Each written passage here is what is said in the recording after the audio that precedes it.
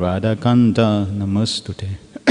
Tapta Kanchana Gaurangi Radhe Vrindavaneshwari Vrishabhanu Sute Devi Pranamami Hari Priye Vanchakalpatarubhyascha Kripa Sindhu Vyevacha Patitanam Pavinebhyo Vaishnavebhyo Namo Namaha. Namo Vishnu Padaya Krishna Pristaya Bhutale Srimate Bhakti Vedanta Swami Niti Namine. Namaste Saraswati Deve Gauravani Pracharine Nirvisesa Sunyavadi Pastyatya Desatarine. Jai Shri Krishna Chaitanya Prabhu Nityananda Shri Advaita Gadadhar Shivasadi Gaura Bhakta Vrinda. Hare Krishna Krishna Krishna Hare Hare Hare Rama Rama Rama Hare Hare. Sarva Shastra Piyusha Sarva Vedeke Satphala Sarva Siddhanta Ratnadya Sarva Lokai Tritprada Sarva Bhagavata Prana Srimad Bhagavato Prabhu Kalidando Didaditya Shri Krishna Parivartita. O Srimad Bhagavatam, O nectar churned from the ocean of all Vedic scriptures, O most transcendental fruit of all the Vedas, you are enriched. O you who are enriched with the jewels of all spiritual philosophic conclusions, O you who grant spiritual vision to all the people of the world, O light breath of the Vaishnava devotees, you are the sun which has risen to dispel the darkness of Kali Yuga. You are actually Lord Krishna who has returned amongst us. Paramananda Pathaya Prema Varshasharayate Sarvada Sarva Sevyaya Shri Krishnaya Namastute. O Srimad Bhagavatam, I offer respectful obeisance unto you.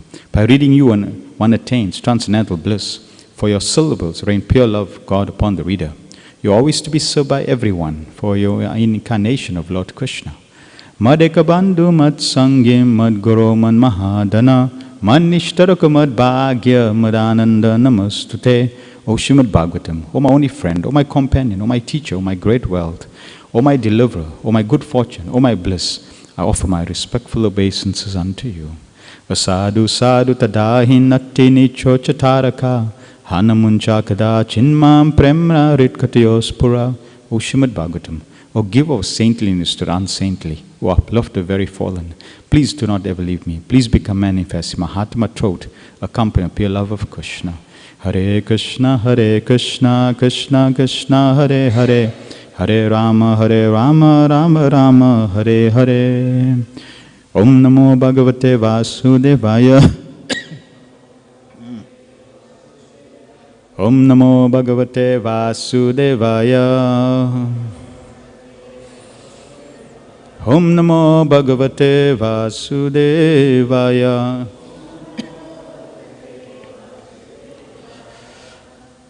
Hare Krishna and welcome to our session 3 and 4. We're going to be covering dealing with difficulties, money, the root of evil or bliss. So let us first cover some reflections. Maybe some devotees can share from yesterday's session what caught your attention, what you took home, what you found interesting, what you found surprising. There's a mic. You can just raise your hand and whoever likes to share can.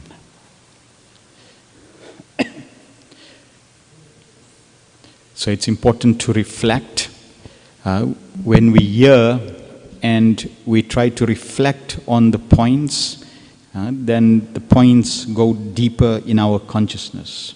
So it's always a good practice to try to reflect.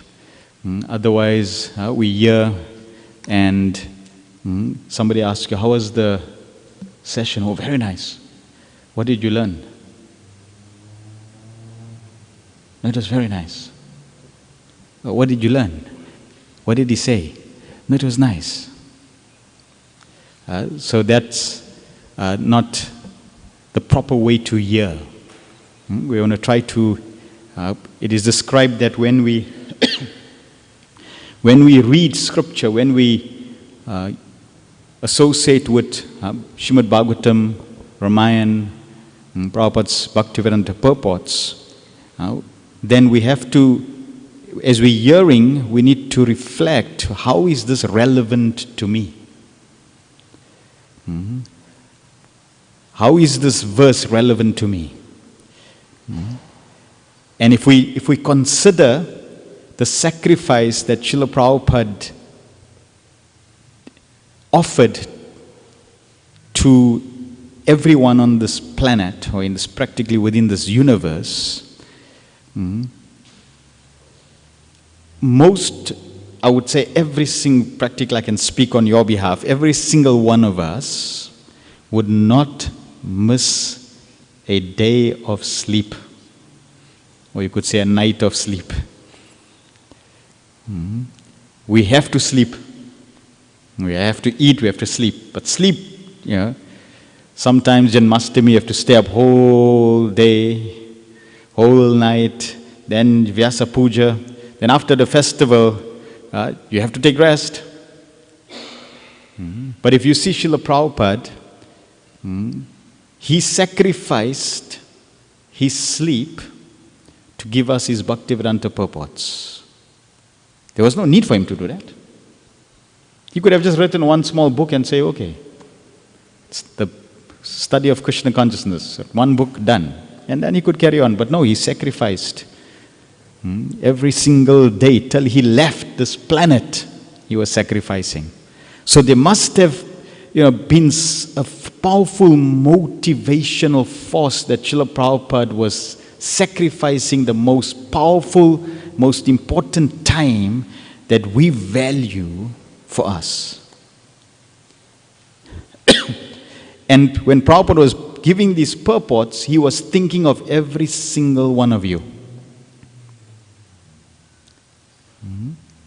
His love was coming through. So that is why when we even read Prabhupada's purports, you can edit. This is the only time you can edit Prabhupada's books. You can write on top, dear, let's say you have a purport, you write dear, and then you put your name, like dear Nishingananda, and then the purport starts. And then signed off, your ever well-wisher, A.C. Bhaktivedanta Swami. Every single purport is a message personally written to you, to Srila Prabhupada, from Srila Prabhupada. So therefore, when we when we reading and studying, we want to really absorb and try to take as much, grab as much as possible, so that we can reflect, we can digest, and most important, try to apply. All right, so who would like to share from yesterday's session? Yes. Hi Krishna, thank you so much for the... Mic's on? Yes, it is. Volume? Hi Krishna, thank you so much for this Ram Katha. Yesterday you mentioned the two types of service that was offered to Lord Ramachandra, that of Lakshman, which was personal service, and that of Bharat, which was in the service of separation. And I couldn't help but, ponder and think about that that manifesting in the relationship between the spiritual master and the disciple. Yes. Because sometimes, we serve the spiritual master personally, and once the spiritual master leaves the planet, then we need to imbibe the mood of Bharat and serve the spiritual master, knowing that it will be received, whether it's personal or Yes. in the mood of separation. So I just thought I'd share Correct. that. Yeah. And Prabhupada also made that point, that these two forms of services will be there. In fact, there's service of Vani and service of Vapu, right? And then when the spiritual master leaves, then there's only service to Vani, service to the instruction, just like Kevat. Kevat was worshipping the lotus feet of Lord Ram. It's also described we should worship the lotus feet of the spiritual master. The Vedas talk about the lotus feet of the Lord. So what is the lotus feet? The lotus feet is the lotus instructions of the Lord. So when you serve the lotus feet, meaning you serve the lotus instructions of the Lord, the spiritual master. So one can do personal service, and then one also has to do service to the instructions. When a spiritual master leaves, then it's the service to the instructions. Now what's interesting, in relation to this relationship, Prabhupada says that this movement is meant to train us to cry for Krishna. The chanting is a cry for Krishna. When we realize, just like when Lakshman and Bharat were separated from Lord Ram, as soon as Lakshman is placed next to Lord Ram, he's happy because that's where I belong. So first we need some bandagyan. First we need to recognize and realize I am a servant of Krishna. That realization has to really sink. It has, like they say, the penny needs to drop. Because we think this is me, male, female, black, white, Indian. No, this is not you. This is your clothes. This is your container. You are the contained. You are that which is valuable inside, not the body. So when we really realize that I am a servant of Krishna, I belong to Krishna, that is my position, then that identity will lead to one occupation and one occupation only, service to Krishna. So the chanting is really a practice to begin to cry for Krishna. Now, when we chant Hare Krishna, Krishna Krishna, Hare Hare, Hare Ram, Ram Ram, Hare Hare. But tears don't come from our eyes, meaning we're not really crying.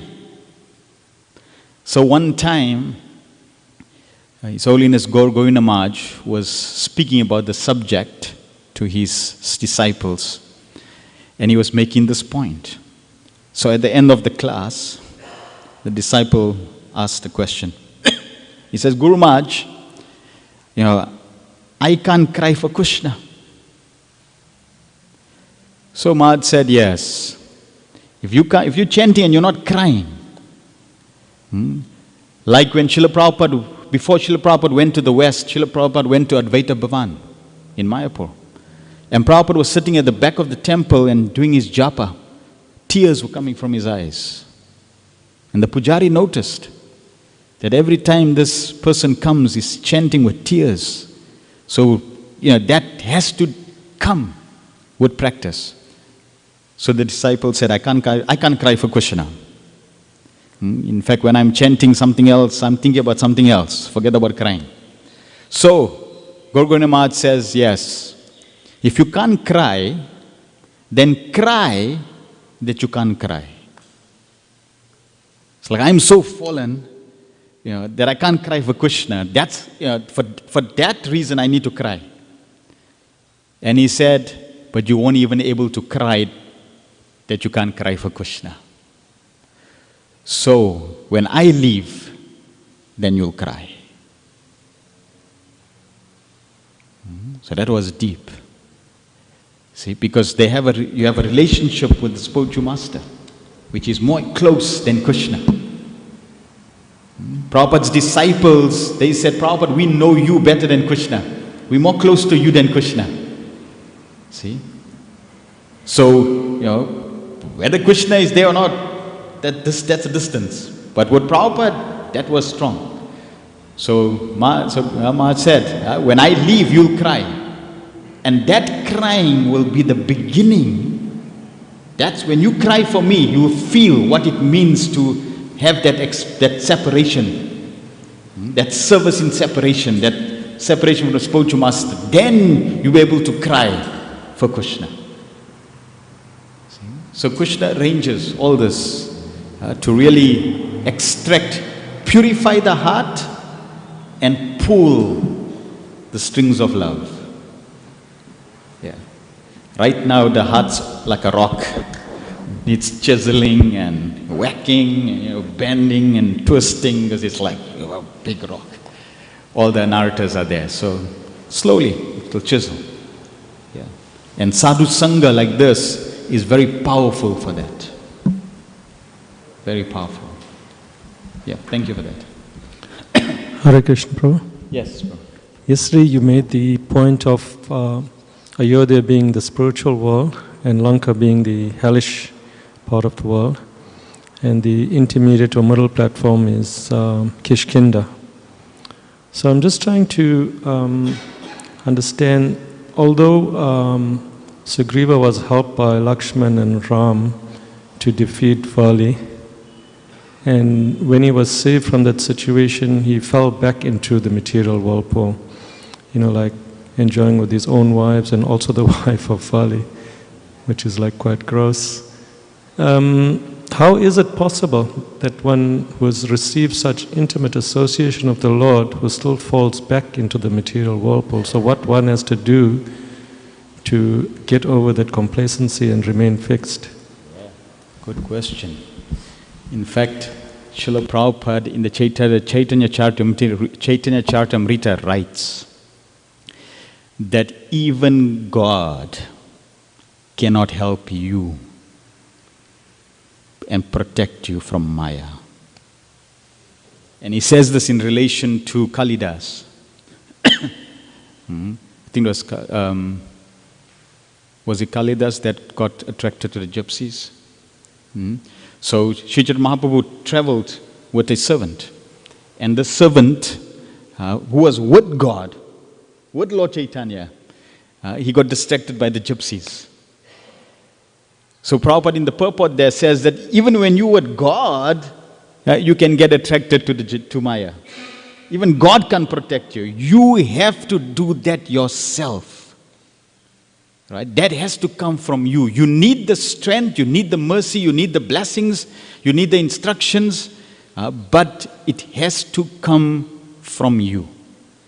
Right? That initiative. So that's why you'll find there's two aspects, rather, Krishna and Balaram. So these two brothers behind the screen, Krishna and Balaram, they're very important. Balaram represents Guru and instructions of the Guru, and Krishna, he represents giving attraction. So first Balaram's got the plow, Krishna's got the flute. Lord Ram's got the arrows. So with the plow, you need to plow the field, you need to cultivate the field yourself. The Guru is not going to do that for you. You need to take the plow and get down to working. The Guru is giving you the instructions. Even the demons that Balaram killed are very exemplary, that we need to do work on ourselves in relation to those demons. Once you've plowed and you got the seed of devotion and it gets cultivated, now the fruits of love of God comes from Krishna. The attraction comes from Krishna. But that initial practice has to be there.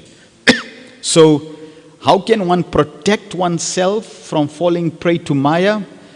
There are many things we can do. This is one thing we can do, is reflect. Keep reflecting. Right? Try to contemplate. That's why Prabhupada says in the 13th chapter Bhagavad Gita that we have to exhaustively contemplate. Prabhupada uses the word, you should speculate from all angles. So for example, let's say, why should we hear Ram Katha? Now we can speculate from all angles on the benefit.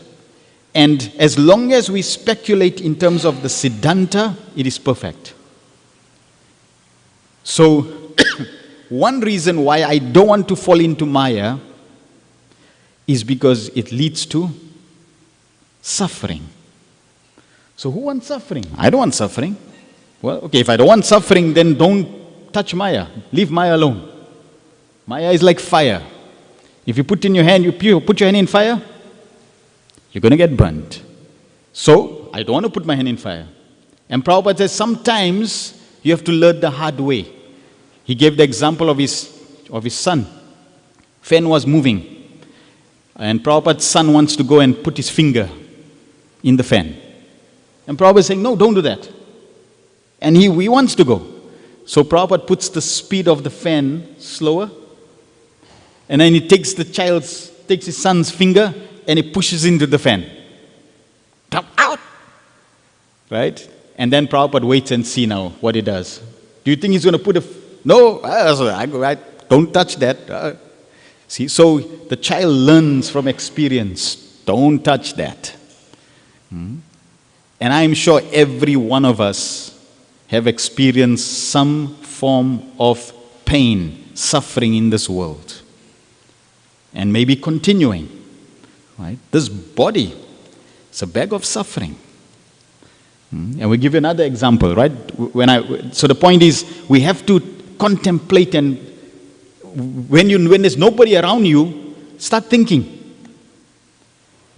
Just think of a Krishna conscious point like, okay, why should I practice spiritual life? And start contemplating. So, okay, why is this body not good? Well, because this body is designed for suffering. Okay, if you take your thumb, how many ways can I inflict pain on my thumb?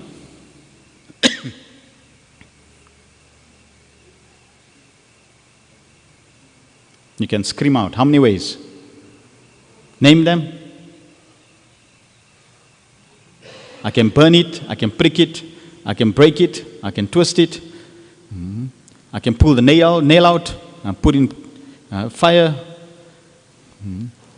I can crush it.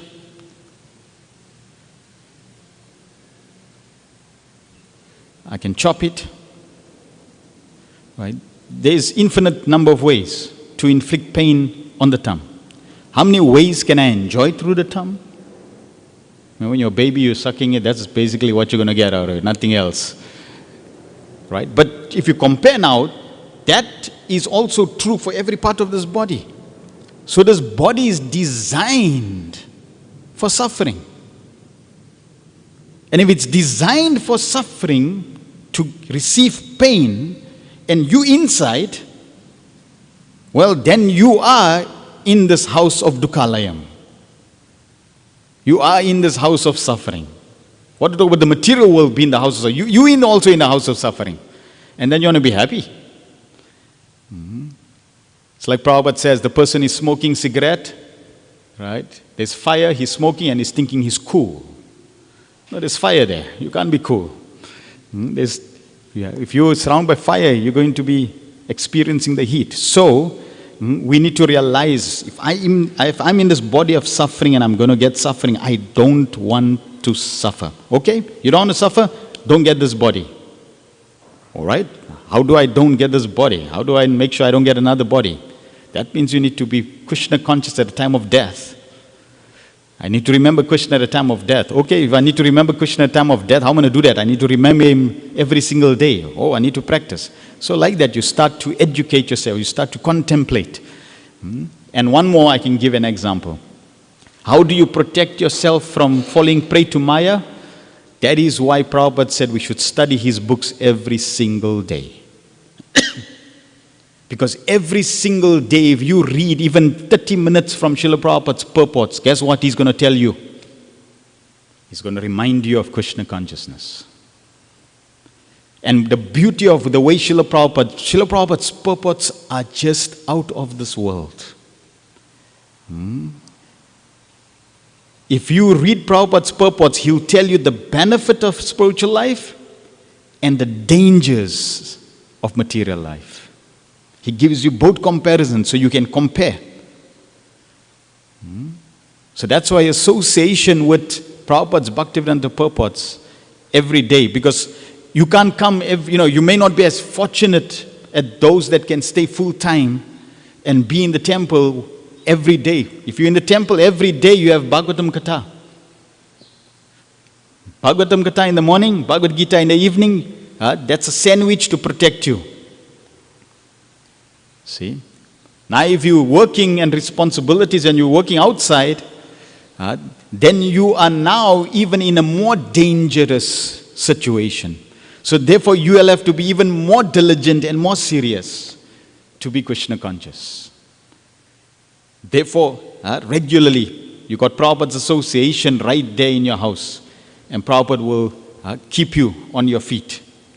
Right? So, yeah, many ways to protect. The Lord will not force you. He'll give you mercy, He'll bless you, but you need to make sure you stay away from Maya. Prabhupada said, what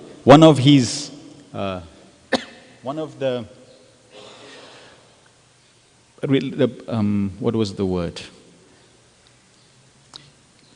Prabhupada said, the disciples are not fearing Maya enough. That was his concern. You're not fearing Maya enough, right? So Maya means like this. If I'm a thief and I just stole something, right?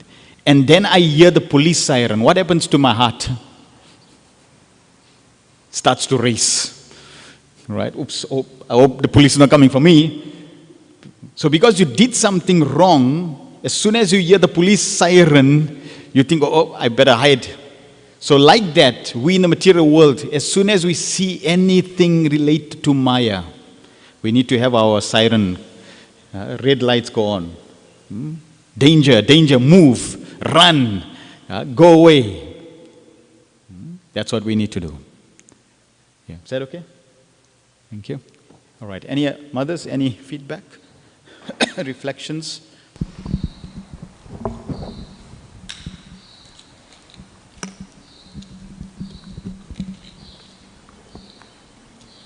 You could have a whole seminar, how to keep Maya away.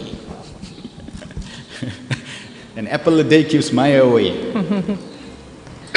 Hare Krishna. So yesterday what stayed in my mind is the representation of Lakshmana as wealth and the wealth of devotional service.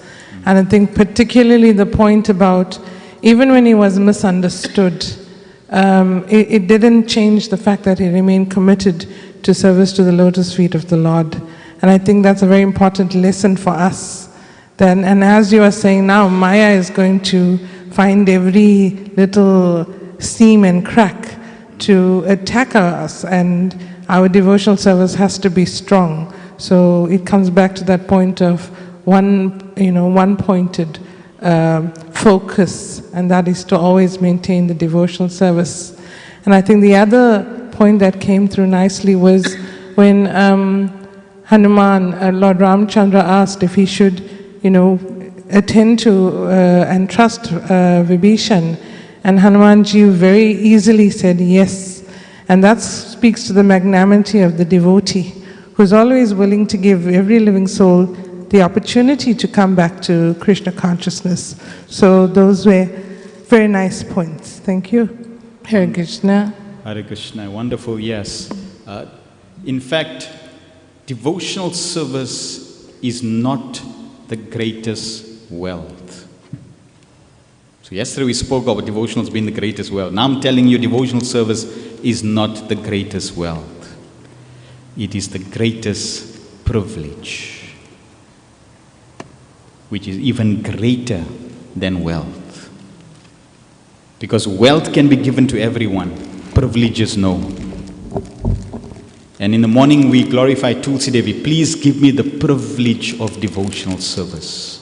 So we have to also remember when we got service, and service means even hearing about Krishna Katha, even to spend time now to hear, this is a privilege. It is a good fortune. See? We have service to do for the deities. That's a privilege. So when you know that this is a privilege, chanting the holy name is a privilege, then you value that and you'll do that with greater commitment, greater dedication and surrender. Tomorrow we will tell you about Hanuman, because Ram Lila is not complete without Hanuman. And we'll tell you about how Hanuman, when Lord, should I tell you now?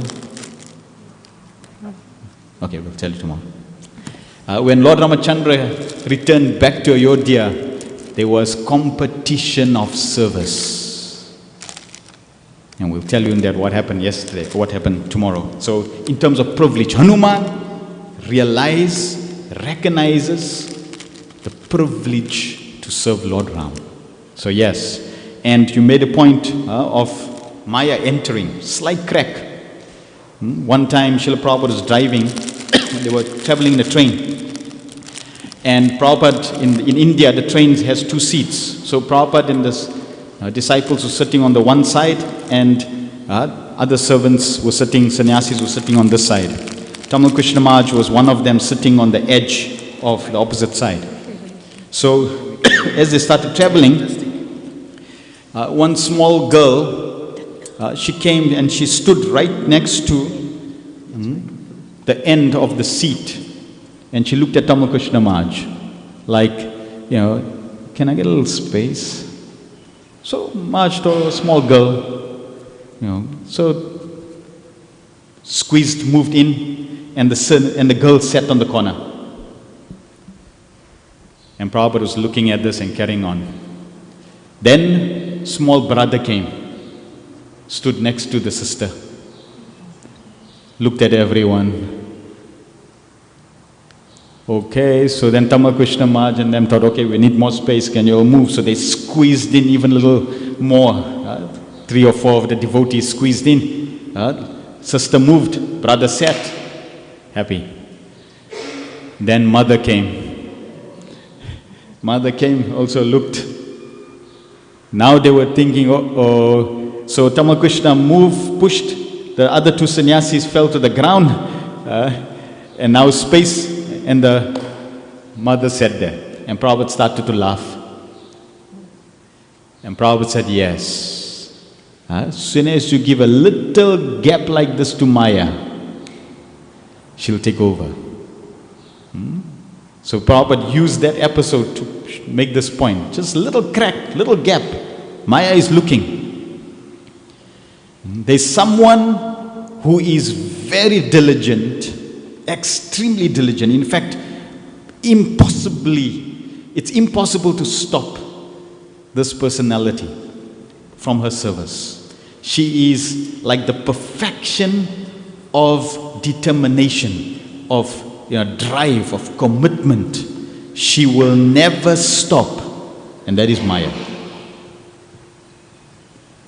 Her service, she takes very seriously. So she will test. We'll read Prabhupada making this point. Yeah. So try to not give Maya any gap. And the best way is shield yourself with good association, constant association and service. Absorb yourself in service. If you absorb yourself in service, you'll be protected. All right, one more. Okay, Hare Krishna. Hare Krishna. Prabhu, I was reflecting on the point about discrimination. So on one hand, here we have Lord Ramachandra, who was so compassionate even to Jatayu. He didn't see him just as another lower species of life, and he made sure he gave him the full rights when he left, his body and things. And also with Karbanda, the Rakshasa, when he revealed, how he became a Rakshasa, but still, the Lord allowed him to be elevated higher. Yes. But then if you compare that to KK, how is it that she was so overpowered by Mandara's influence? Why didn't she use her power of discrimination to say, well, this is my maidservant, perhaps, okay, they were close, but what she's saying is not right. And then from that stemmed, she quoted that Dasrath had a duty to fulfill, because if he broke that promise, that wouldn't be moral. So the point also is that in undertaking duty, sometimes it can be very painful. Yes. Hare Krishna. Yes. You mentioned about discrimination. So therefore Prabhupada also says we need to sharpen the intelligence so that we can discriminate between right and wrong. Bharat was able to discriminate between a higher standard and a normal standard. So we need to have the proper intelligence and engage intelligence so that we can make the proper decision. Now, in relation to KK, we're going to be covering that. So let us start. Srila Krishnas Kaviraj Goswami, he says, string this verse around your neck. Trinadapi suni cheno taror apesihishana amanina madinana kirtanya sada hari. So this verse is very important, and we see how the four brothers, they basically represent and teach us the different parts of this verse. Shatrugna teach us Trinadapi suni chena, one who thinks himself lower than grass and is happy to serve his brother, and whatever is required, he'll do. Bharat taror apisahashana. It's more tolerant than a tree. Bharat is an emblem. If you want to be tolerant and you in a difficult situation that you need to tolerate, go to Bharat and pray to Bharat. Give me strength. Just like you tolerated misunderstanding and continued serving, let me tolerate. This example of the tree is very exemplary. Because a dog can come and do his business on a tree, and the tree doesn't complain. And the dog will come to your feet and do its business, and you may react. So, to be more tolerant in a tree requires practice. And then Lakshman, amanina madenena, who does not expect personal honor, but is always prepared to give all respects to others and service. And then Sri Ram, kirtanya sadahari, to always chant his names.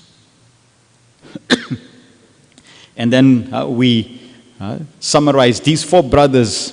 They're really teaching us the supreme occupation. Savai pumso paro dharma yatho bhaktira dokshajay ahaitukya pratiyata yatma suprasiditi. The supreme occupation, dharma for all humanity, is that by which men can attain to loving devotional service unto the transcendent Lord. Such devotional service must be unmotivated and uninterrupted to completely satisfy the self.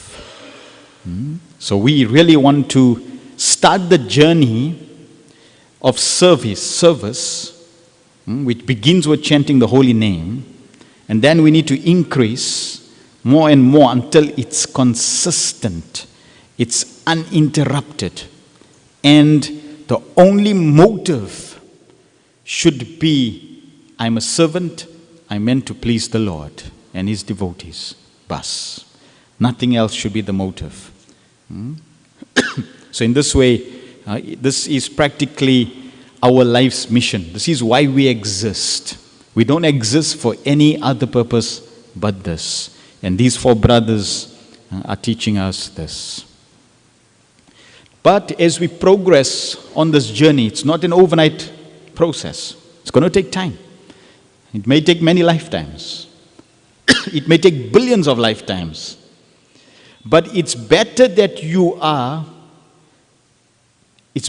take billions of lifetimes but on the right road than to take even few lifetimes on the wrong road or even billions of lifetimes on the wrong road. We want to be on the right road, and as long as we are on the right road, then we will be inspired and continue. So as we progress from Lanka to Kishkinda to Ayodhya, from hellish culture to a fruitive culture to a spiritual culture, a loving devotional culture, as we progress through the stages, there will be many challenges, many personalities like Mantara, the demons, the different obstacles, Bali, Providence itself, Ravana, different Ravans. So people and circumstances will put obstacles and challenges in front of us. The example of, KK will come to, in terms of mantra. So when we get there, slide will speak. Many people would ask, why do I have to suffer? And we already shared in terms of this body is designed for suffering. And wouldn't it be nice if Krishna could create a creation where there's no suffering? Sometimes people ask, wouldn't God could have created, why didn't God create this creation with no suffering?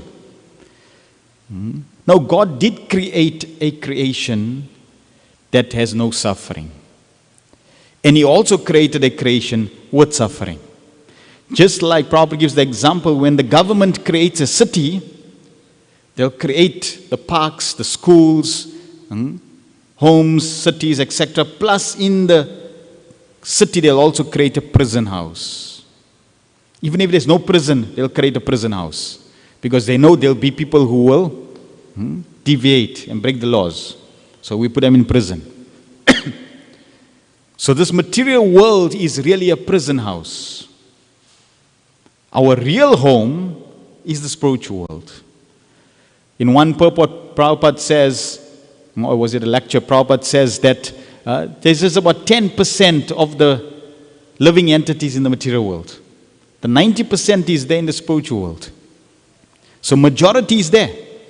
If you look around, you'll think, wow, so few people are practicing spiritual life. I mean, if you look at all of Phoenix, right? I don't know what's the population of Phoenix. 5 million? 500? Yeah. And there's like handful, So few people are practicing. But that's because we're looking at just this dimension. If you compare how many people are practicing spiritual life or really living spiritual life, devotional life in the spiritual world, you cannot compare. So the majority is there. We should be inspired by them, not those who are not practicing.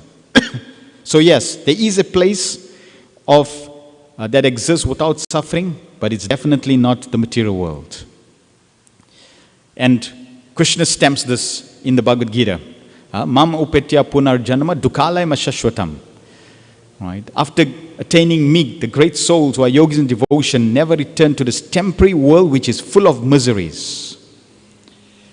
And then in the 8th chapter, Krishna also, Prabhupada writes, Krishna says, from the highest planet material world down to the lowest planet are places of misery wherein repeated birth and death takes place. But one who attains to my abode, O son of Kuti, never returns, never takes birth again. So we want to go to Vaikuntha, Goloka Vrindavan, that place where there is no anxiety. This material world is called Kunta, place of anxiety. So while we are now here, it's nothing you can't just go back instantly. So we are here now, we need to understand the environment and now deal with it appropriately so we can practice. So we find that in Ramayana, you have those who are saintly, devotees, and you have those who are not saintly, like Ravana and the demons. And they both, if you go to the devotees, when they ask Srila Prabhupada, what is the purpose of life? Prabhupada said the purpose of life is to be happy. Now you go to the materialist, what do you want to be? What do you want to achieve? I want to be happy. So both the demons and the devotees, their objective is the same, to be happy. Okay, so if both want to be happy, and both are striving to be happy, and in terms of devotees, or those who are pious, Krishna says 4 types. O best among Bharatas, 4 kinds of pious men begin to render devotional service unto me. The distressed, the desire for wealth, inquisitive, and he who is searching of knowledge of the Absolute. So even distress is a good impetus to bring you to worship God. And out of these 4, Krishna says those in knowledge is the best. Why? Because if there's some distress and somebody says, no, you go to Lord Jagannath. In fact, Prabhupada says if you have a big problem, you go to Balaram. Go to Big Brother. In this regard, when we were studying in Mayapur, so His Grace Burijan Prabhu was a teacher. He was sharing this example of one Muslim student who had come to study. And the Muslim student, because coming from the Muslim background, they don't accept the deities. So she raised some arguments, that the deities, why is why do you worship these idols, etc. So Burijan Prabhu, he shared with us, he said he tried to give some philosophical explanation, Acha Vigra, deities, it's not different from God, etc. And she still wasn't happy, not happy with the answer. And he knew it's not going to be easy. So he said, I've tried, but Prabhupada says that if you have a problem, then you should go in front of Balaram and you should present your problem. So Burijan Prabhu said, so I have a request. You're asking me this question, I cannot sufficiently convince you because it's a big problem. So you go into the temple, walk into the temple, and on the temple in the center, you'll see the two personalities, one black, one white. The white one is Balaram. You go to the white one and you offer your problem to him. And we'll leave it there. So, that's what she did. So this Muslim girl went. She went after the class, she went to the altar in the temple room, Krishna Balaram in Vrindavan. And she obviously offered her prayer. Then, a few minutes later in the evening, somebody was banging on Burijan Prabhu's door. So he opened the door and he saw the student. And she says, he's alive, he's alive. And that was it. Balaram had sorted the solution. However he sorted it, that was up to him, but he sorted the problem. So if we have a big problem, we can go to Balaram. Now, if somebody's distressed, they come to the temple. As soon as the distress is gone, then they go. Because the motive for them to come to the temple was distress. Somebody wants money, they come to the temple. They pray, they get money, then they go. See? So these people are attracted due to distress and wealth, but very quickly, Prabhupada says we need to give them Krishna consciousness. They need to understand the value of Krishna consciousness so that when they get the knowledge, then even when the distress is removed or when they got their wealth, they will realize actually whether I got wealth or not, whether I'm distressed or not, I am a servant of Krishna. And that way they continue. Then there are four miscreants, the grossly foolish, the lowest among mankind, those whose knowledge is stolen by illusion, and who partake in atheistic nature of demons, do not surrender. So both these people want auspiciousness. They want their lives to be happy. But one wants to be happy with God, and the other wants to be happy without God. That's the difference. And what is the end result? We can see from the Ramayana. Who was victorious? Sugriv, Vibhishan, Hanuman. They were victorious. Who were defeated? All the demons with Ravan. So Ramayana is presenting, and many pastimes of the Lord are presenting again and again and again and again. You got the divine and you got the demonic. You got those who surrender to God and those who don't surrender to God. And again you see the same result. They become happy and they don't. They suffer again and again. So, we need to decide. Do I want to follow the path of Vibhishan and Hanuman, or do I want to follow the path of Ravana and the demons? Because if you follow the demonic tendencies, there's only birth and death. And what's interesting is, we've been here in this material world. It's explained for you to get the human body, you had taken at least 8 million species of We have taken 8 million birds, different species, many times. So somewhere along the line we have not been learning the lessons. That's why we're still here. And therefore again and again the Lord comes, not just one time to show His pastimes, but again and again.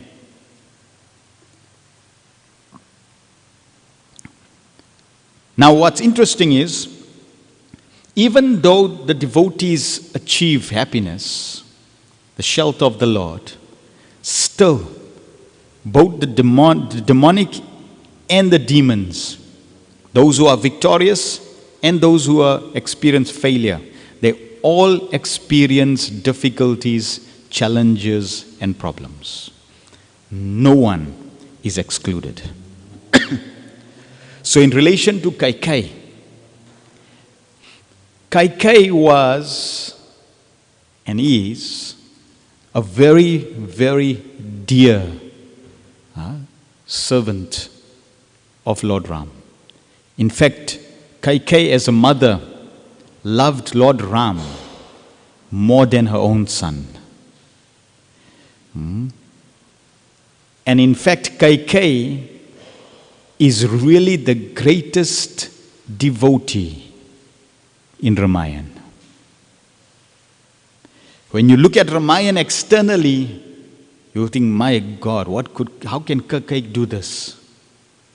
When you understand the behind, you know the backstage, what happens on the backstage? So on the backstage, when you see, then you recognize Kaikai is actually a very exalted devotee.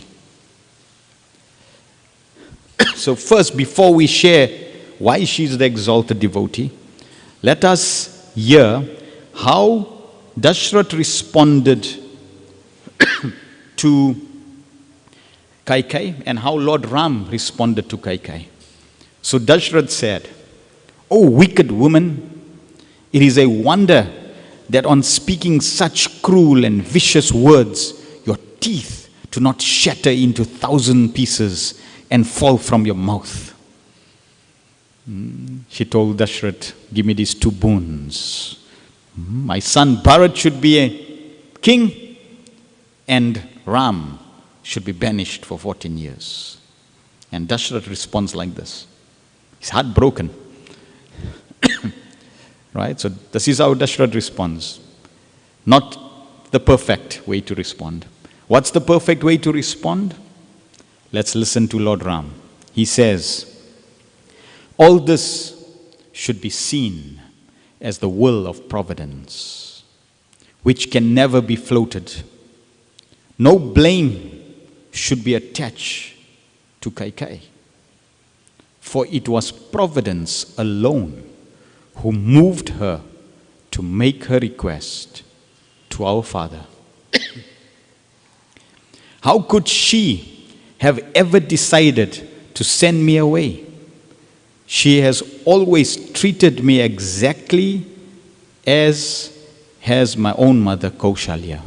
Surely she was prompted by providence to say to the king these terrible words, giving him such grief. I know her to be gentle and kind. She would never, like a vulgar woman, utter words intended to torment both myself and our Father."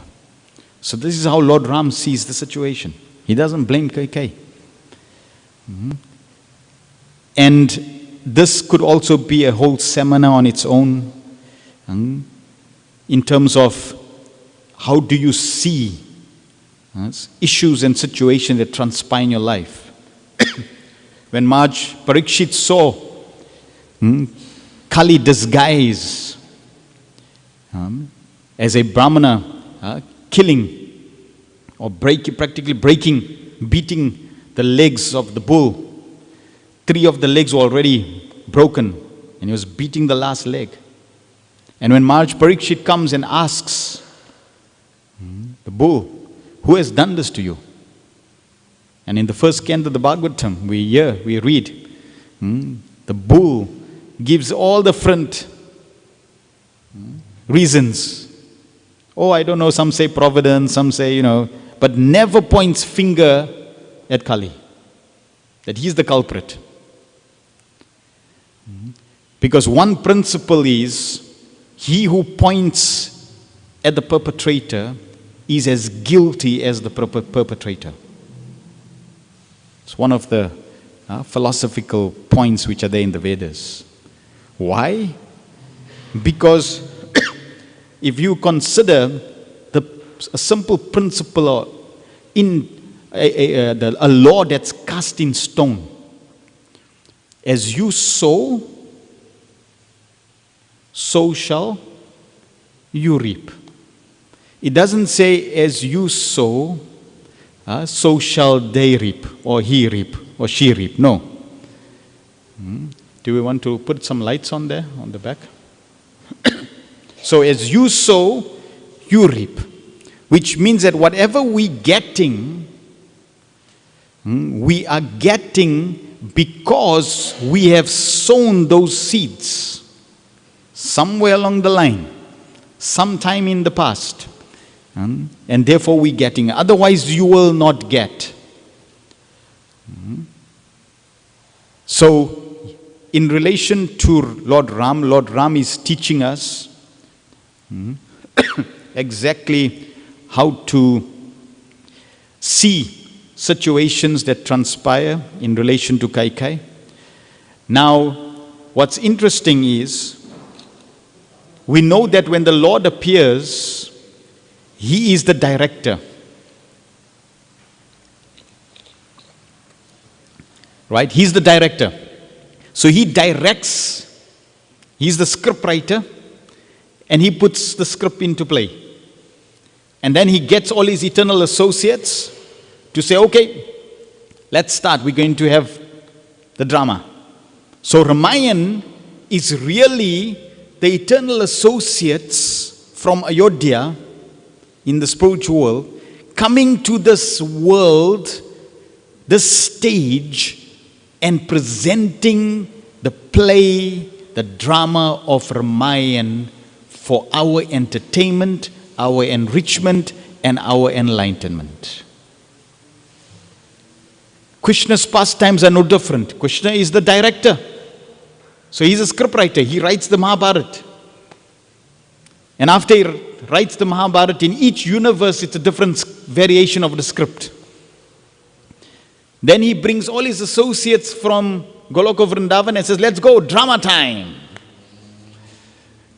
And they all, when Krishna does his drama, everything, the costume, the colors, everything is perfect. There's no lack, no shortage of anything.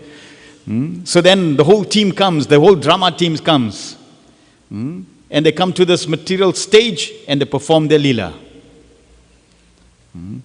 And the action, the words, everything is to the T. So if you see Kaikai, Lord Ram writes a script. Now, when you do the script, right, you need different actors. Prabhu, you know what? We need a boatman. And the boatman is not intelligent. No, I don't want that part. I want to be intelligent. I want the intelligent role. Or you go to say, Prabhu, you know what? We need a demon. No, I don't want to be a demon. So imagine Lord Ram has to select his caste. Right? So he goes to Kaikai and he says, Kaikai, you are my great devotee. And I need, this is a very high role, this role is a serious role. If you take this role, everyone that sees this drama, they will see you in the negative light. But I want you to take this role. And Kaikai say, whatever is for your pleasure, my Lord, I will do. Even if it means they have to throw stones at me, they have to spit at me, they have to criticize me, condemn me. It's giving you pleasure. This is also the mood of Srimati Radhavani. Srimati Radhavani says that my Lord, if what gives me the greatest distress gives you the greatest pleasure, that is my greatest pleasure. And what gives me greatest pleasure, if that gives you distress, my Lord, then that is my greatest distress. I don't want that. This is Srimati Radhavani's consciousness. See? We want to do whatever pleases Krishna. Even if it means discomfort for me. I'm not happy. I'm not pleased. If Krishna is pleased, that is perfection. So that's the underlying consciousness. So KK said, no problem. What do I have to do? And Lord Ram says, you have to banish me in the forest for 14 years. And it's painful, but my Lord, how can you? Yes, you have to do that. Okay. So then she comes. Now, we find that Lord Ram, he wants to be banished to the forest. For many reasons. One is, if he's not banished to the forest, how is he going to kill Ravana? Because he's in Ayodhya, Ravana is in Lanka, and Ravana is not going to attack Ayodhya. He's not going to do anything. So there's not going to be no reason for Lord Ram, because Lord Ram is an ideal king. He's not going to just say, let me go just kill Ravana. No. He needs a reason to kill Ravana. So the reason to kill Ravana is, I first need to go to the forest. So Ram is banished to the forest, but Sita says, no, I'll come with you also. Okay, perfect, plan is fitting in. So now Sita Devi also comes.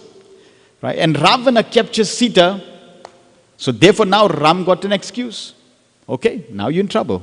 And the demigods are all happy. In fact, when Bharat came to Chitrakoot to beg Lord Ram to come, there's a dialogue between Bharat and Lord Ram.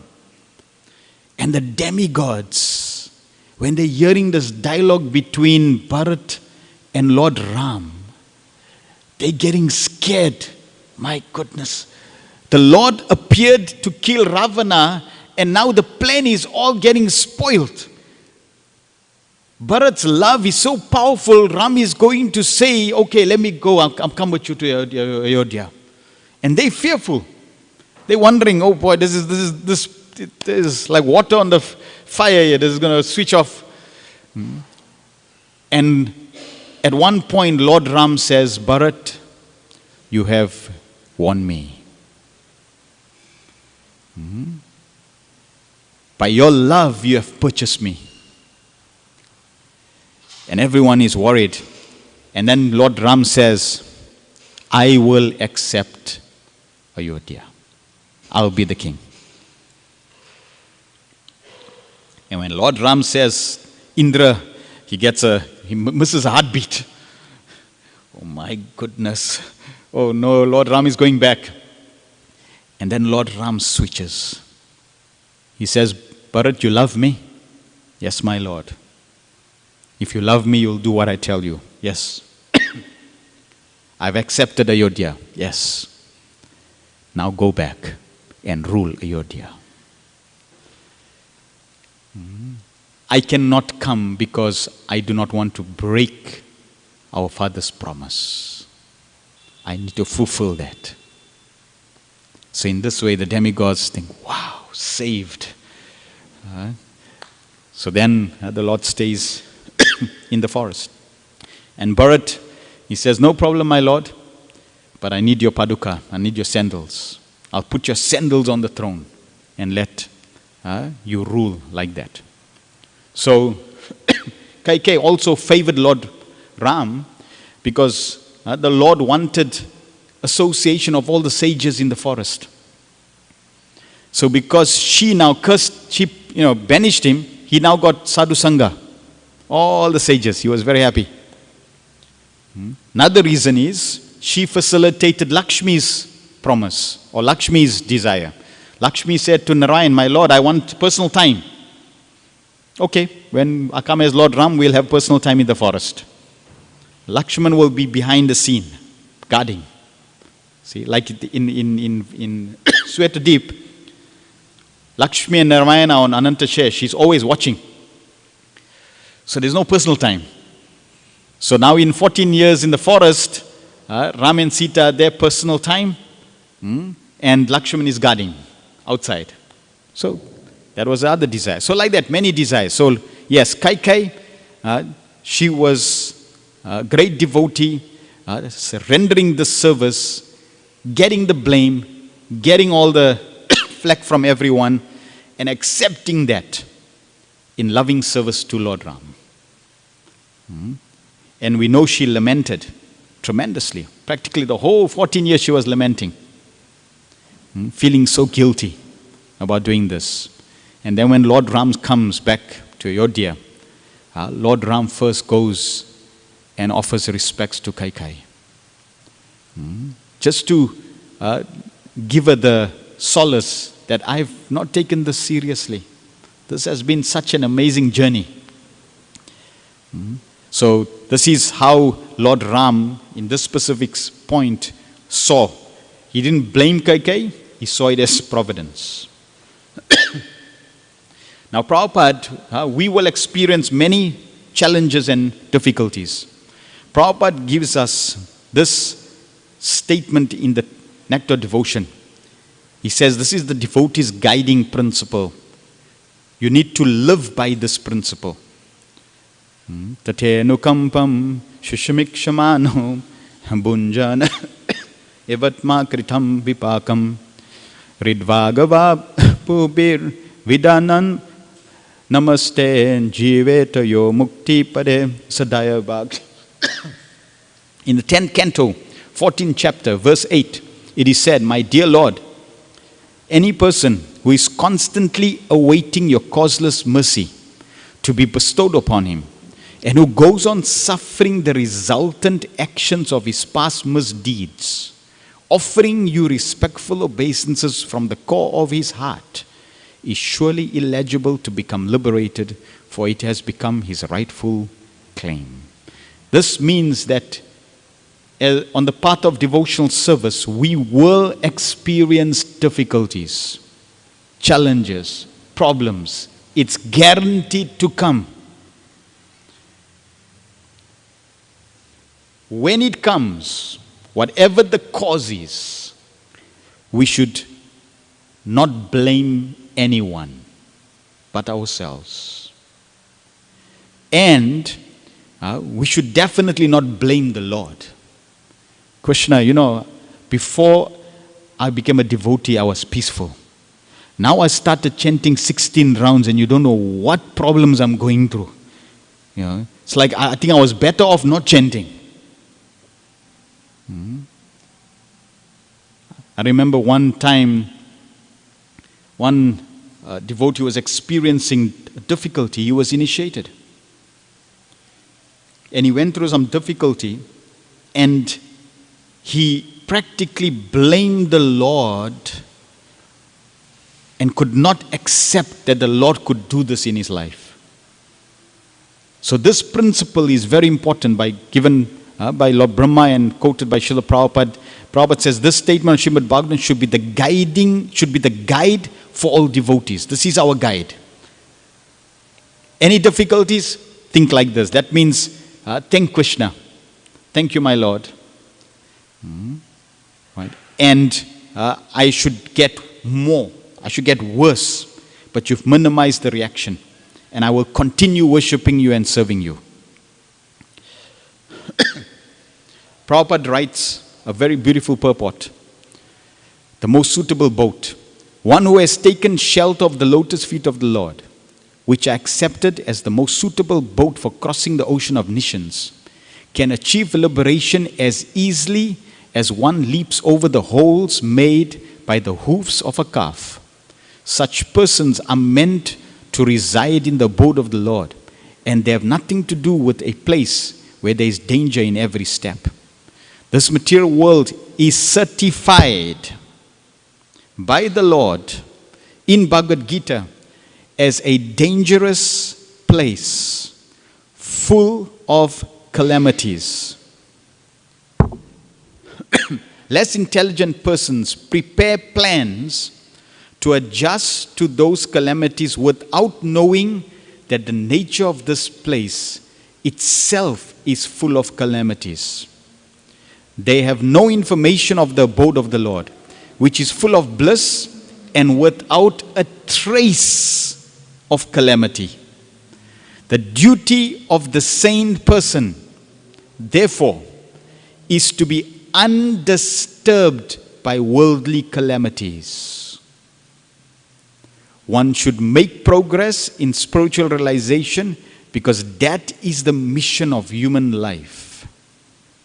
The spirit soul is transcendental to all material calamities. Therefore, the so-called calamities are called false. I'll repeat that again. The spirit soul is transcendental to all material calamities. Therefore, the so-called calamities are called false. Very deep. A man may see a tiger swallowing him in a dream, and he may cry for this calamity. Actually, there is no tiger, and there is no suffering. It's simply a case of dreams. In the same way, all calamities of life are said to be dreams. If someone is lucky enough to get in contact with the Lord by devotional service, it is all gain. Contact with the Lord by any one of the 9 devotional services is always a step forward on the path of going back to Godhead. So very, very profound purport. Very powerful. Every form of calamity and suffering really has no substance when you look on the platform of the soul. If you identify with the body, then there's substance. But when on the level of the soul, it's no substance. Consider another way. So here, Prabhupada is writing that calamities, right, is false for the soul. The soul really does not really experience the calamities in its true sense. So you go to Krishna and you tell Krishna, my Lord, I'm really suffering. This whole month has been such a challenge. And Krishna is thinking, what are you talking about? Why? Because just consider, the creation is manifested and destroyed by Mahavishnu's breathing. So Mahavishnu breathes out, creation comes out. He breathes in, creation goes in. Now Mahavishnu breathes out and in a blink of a second. It's called a nisha, quarter of a second. So quarter of a second, breathes out, creation, breathes in. That quarter of a second for Mahavishnu is 311 trillion, 40 billion years for you and me.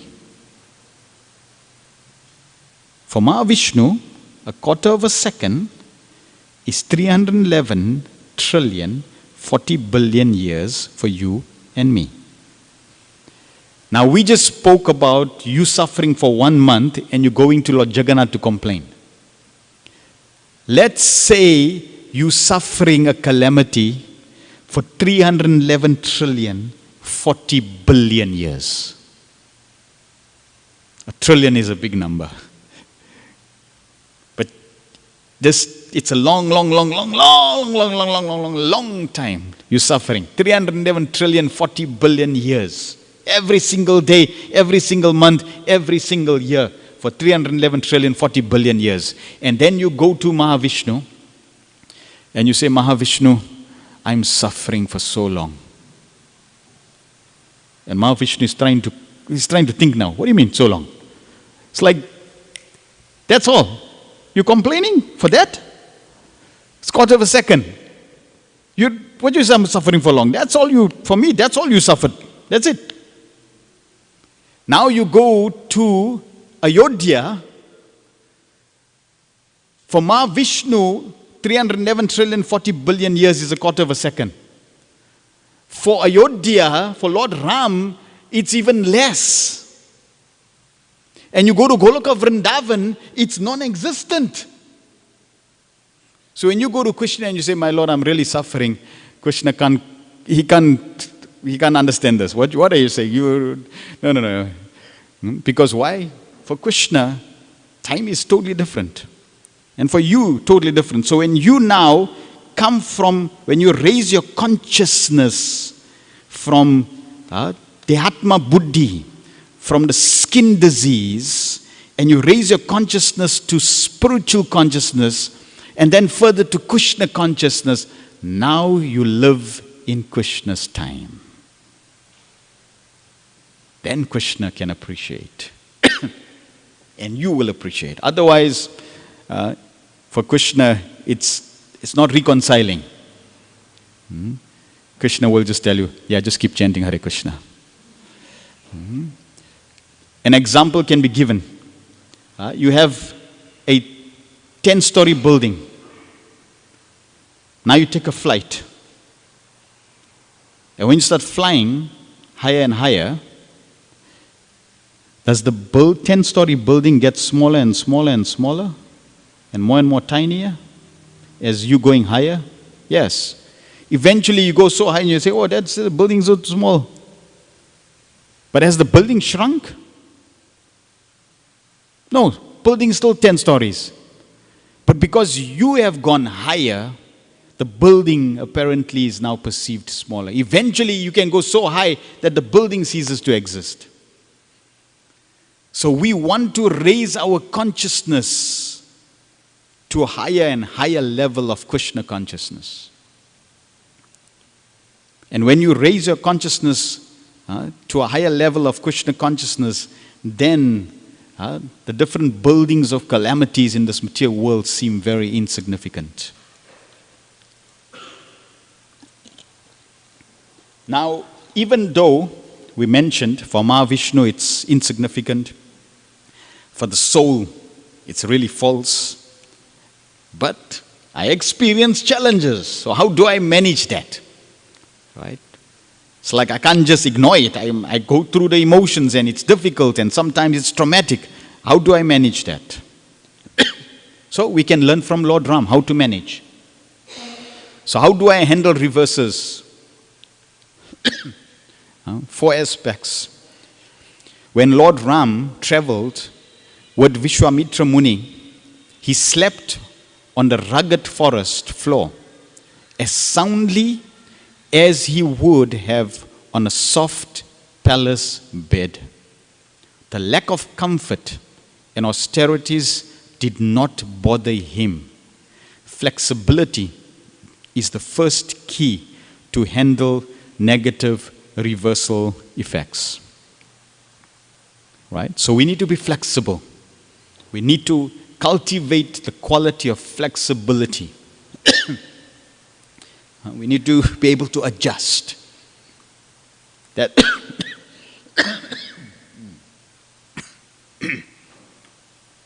That's why the example of the grass.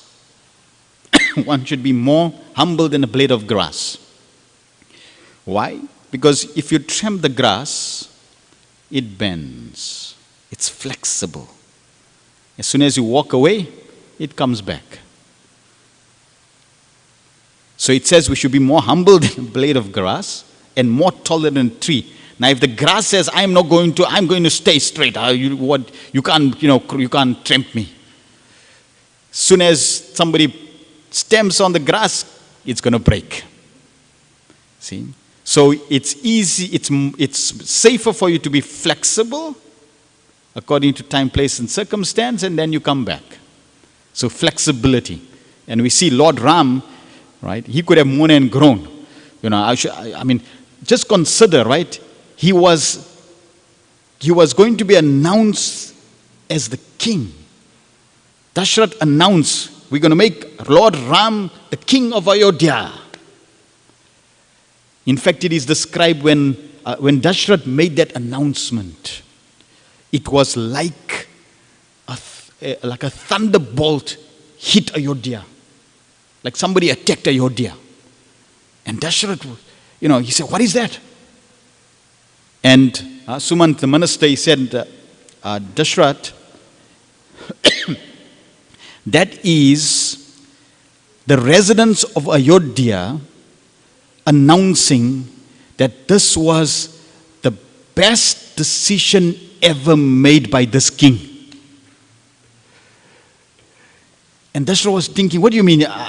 I didn't make good decisions? No. You made good decisions, but this decision, this is like supreme. Because everybody loved Lord Ram to bits. They would do anything for Lord Ram. So they were elated. Everyone was elated. Besides Mantara.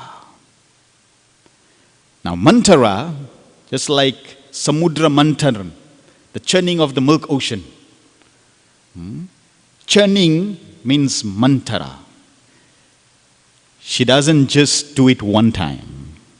Nope, and again, and again, and again. And if you do it sufficient times, the impact is going to be there. So Mantra had to work on Kaikai. And she had to use so many things to tell Kaikai, to poison the mind of Kaikai against Lord Ram. And she was successful. See? So we should have to be very careful of constant bad association. It can take us away. So flexibility. When Ram broke Lord Shiva's bow, Sita came to garland him. The presence of a beautiful girl eager to marry him did not disturb his focus on principles. Focus amidst beautiful temptations is the second key to handling positive reversal effectively. So now you need to be focused. If you focused on the goal of Krishna consciousness, then no matter what comes your way, you'll not be distracted. Prabhupada says, the caravan will pass, the dogs will bark, and the caravan will pass. If you, like for example, let's say if you start your journey, we had our temple in Hillbrow. So we had a temple, the Shishinita Gauri was in Mildesra farm. And we sold that and we moved into the city in 91 in Hillbrow. And Hillbrow at that time was like, it was like a tourist attraction. So we moved into a 6-story building. And as soon as the political situation changed, Hillbrow became like Hellbrow. Right next to our temple was a prostitution house called Caligula.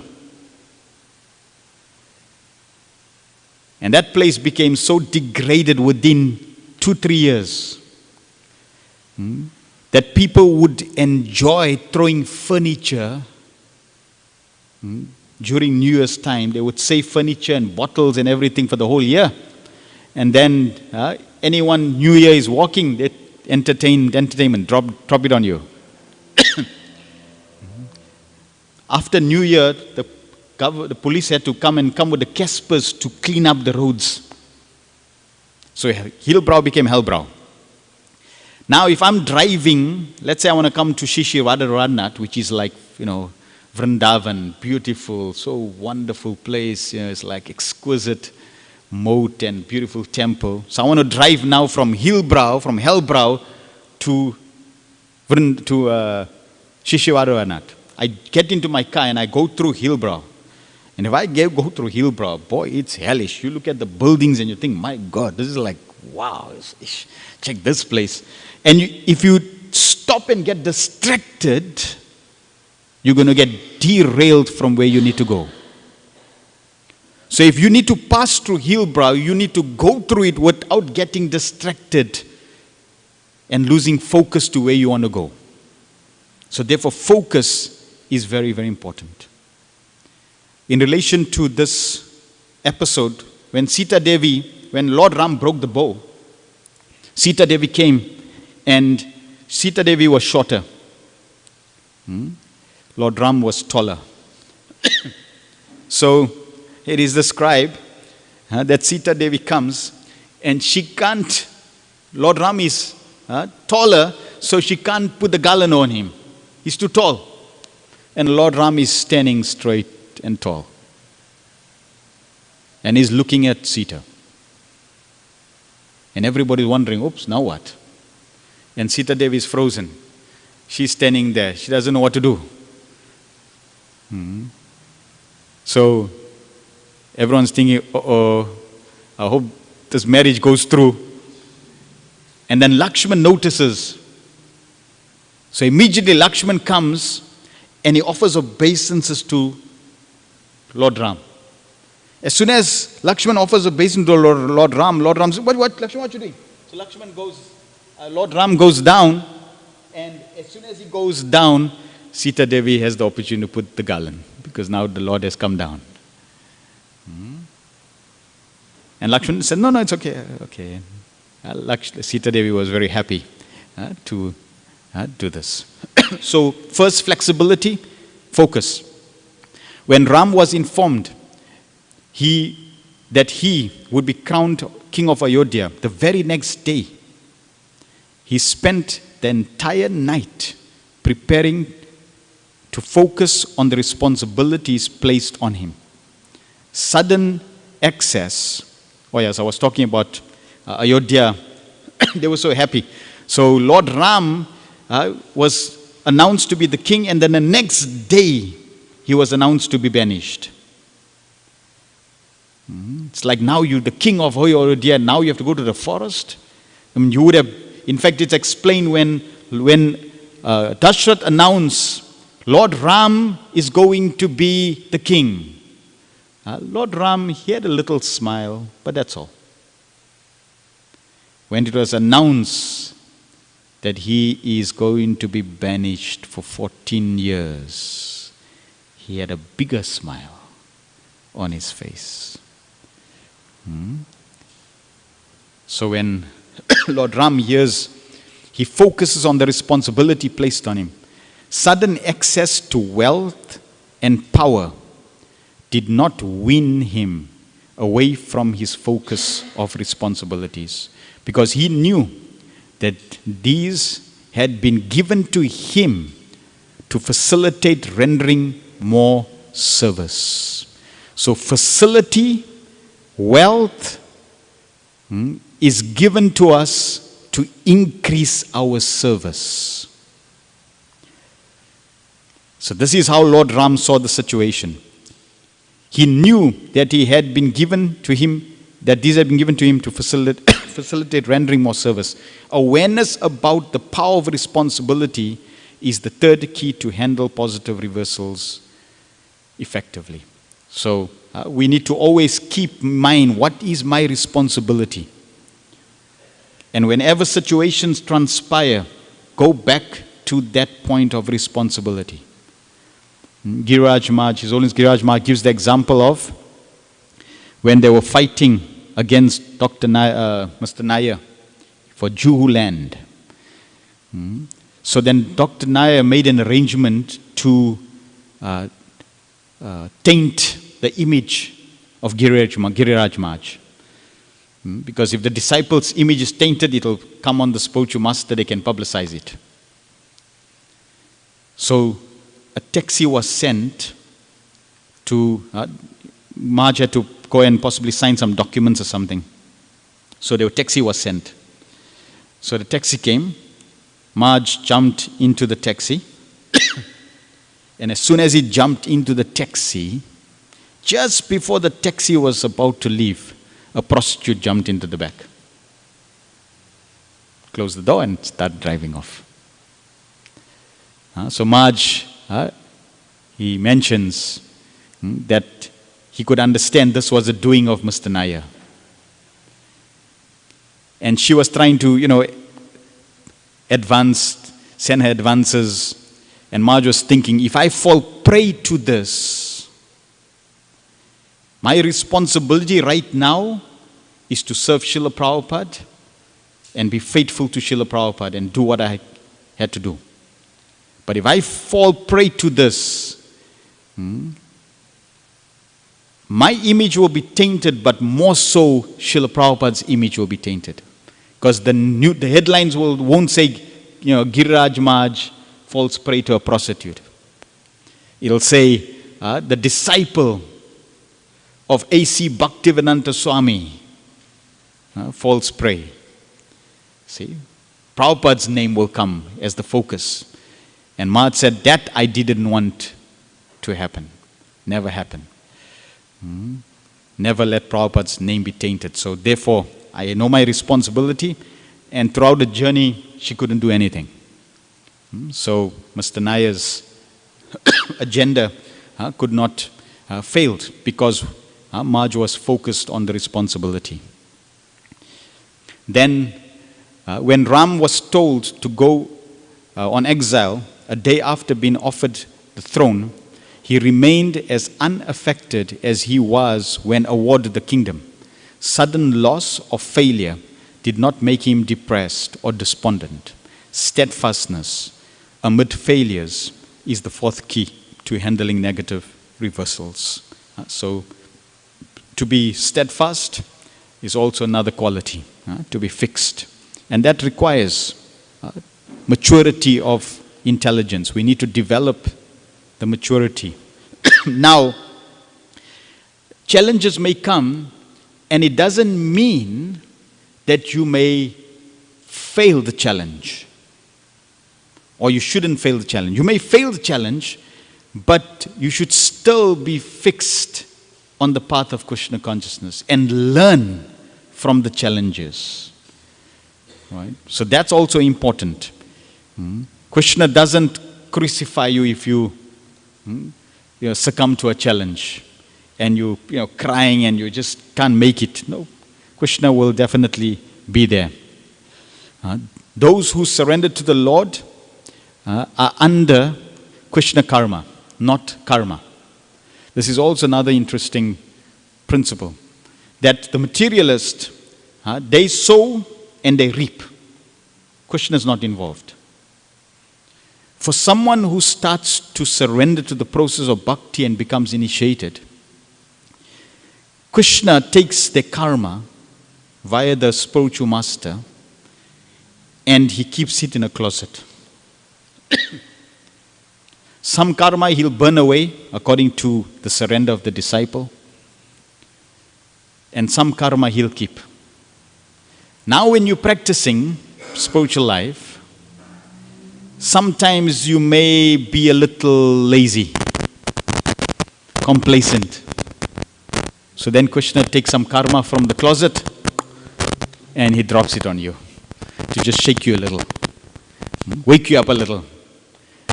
So that way, oops, I should be careful. So you go through the difficulties and challenges. Krishna uses your karma to keep you on track. Don't be complacent. Then it's also said that some karma is there and Krishna may minimize that karma. In fact, in every instance, Krishna minimizes the karma and then gives it to you. So if you meant to get your hand chopped off, Krishna said, okay, we'll just give you a cut on your finger. So now when you get a cut on your finger, don't curse the blade and the knife or the person or, curse everyone around. As soon as you get cut, what you should say? Thank you, Krishna. Bhagavatam says, everyone should pray and be grateful for Krishna's mercy. Right? So if you get a new job, then you come to Lord Jagannath and you tell him, let's say you get a new job with triple your salary, and it just landed on your table without you doing anything. Then you come to Lord Jagannath and say, thank you very much, my Lord. More Lakshmi for your service. Let's say you lose your job. What are you going to do? Then you also have to come and say, thank you, my Lord. I lost my job. What service do you have for me, my Lord? I still need to pay my bills, my Lord. So, in both cases, you still have to say, thank you. In the first case, thank you, my Lord, my finger got cut.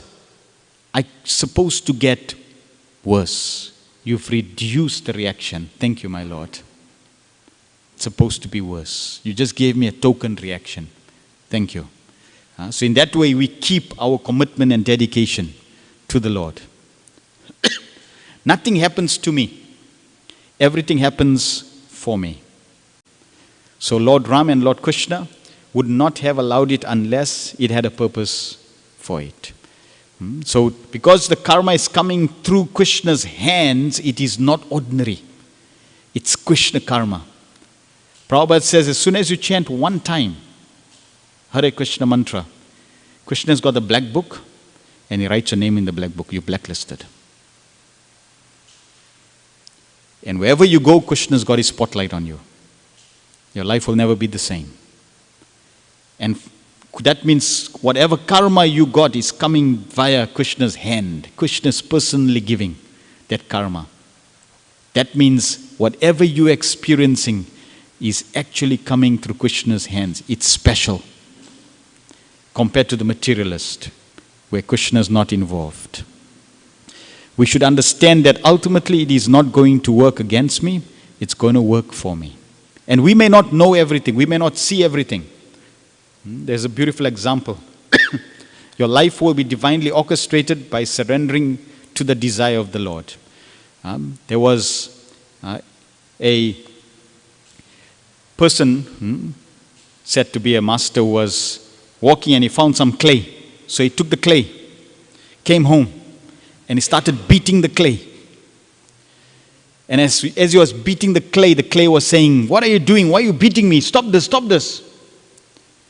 And the master only smiled and gently said, "Not yet." And then after beating the clay, the master put the clay on a spinning wheel. And now the clay was spinning and clay started complaining, I'm dizzy, what do you, please stop this."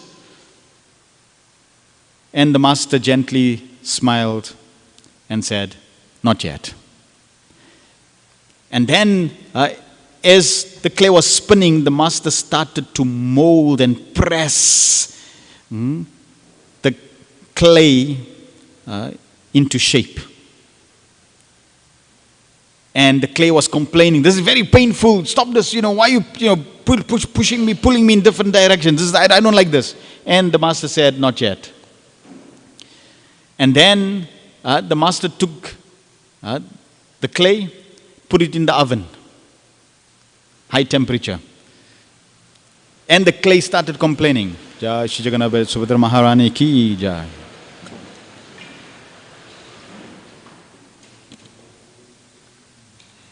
And the clay started complaining, "It's getting hot here, please remove me, I'm burning, take me out."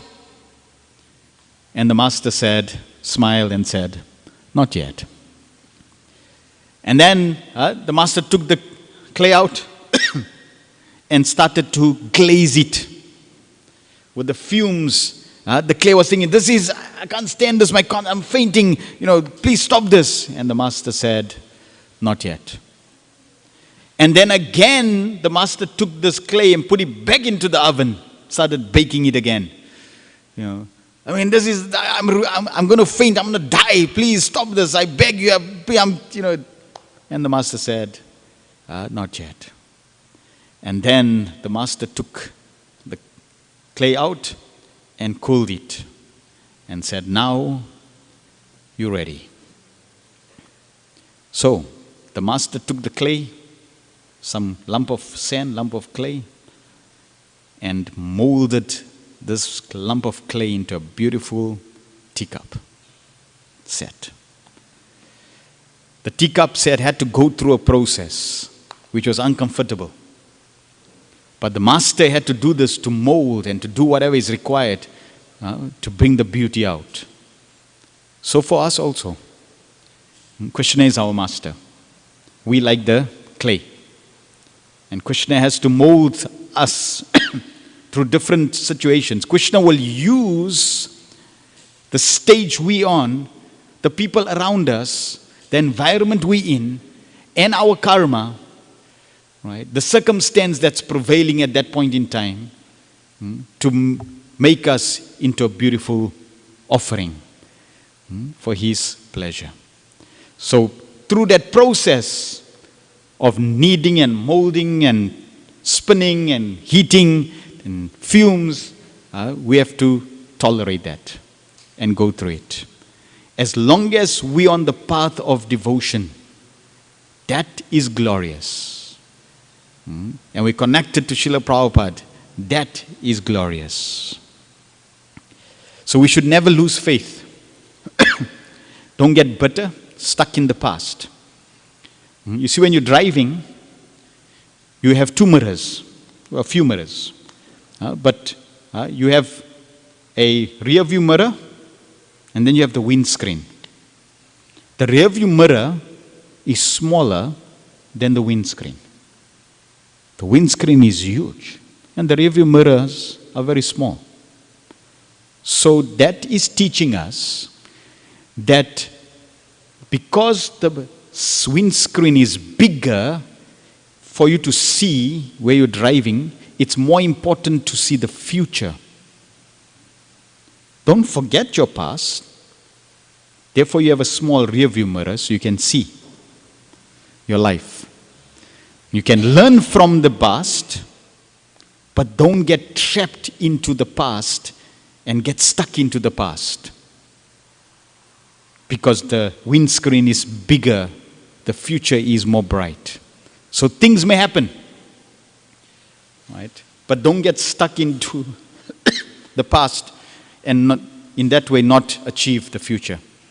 Never keep resentment and thank the Lord. We can pray like this. O Lord Sri Ram, O Lord Shri Krishna, I trust you.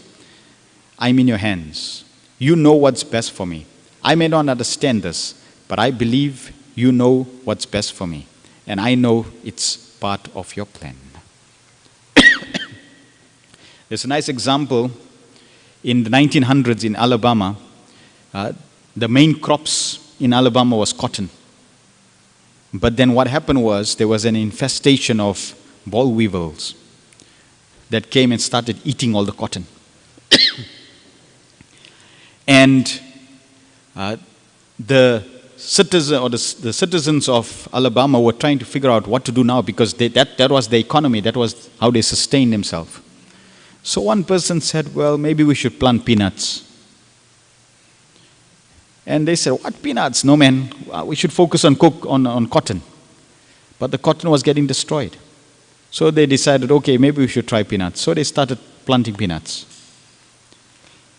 They were upset with the fact that the boll weevils were eating all the cotton, but the peanuts were harvested, and what happened was that in 3 months, the harvest that they reaped from the peanuts, they generated 1 year's revenue that they would have received from the cotton.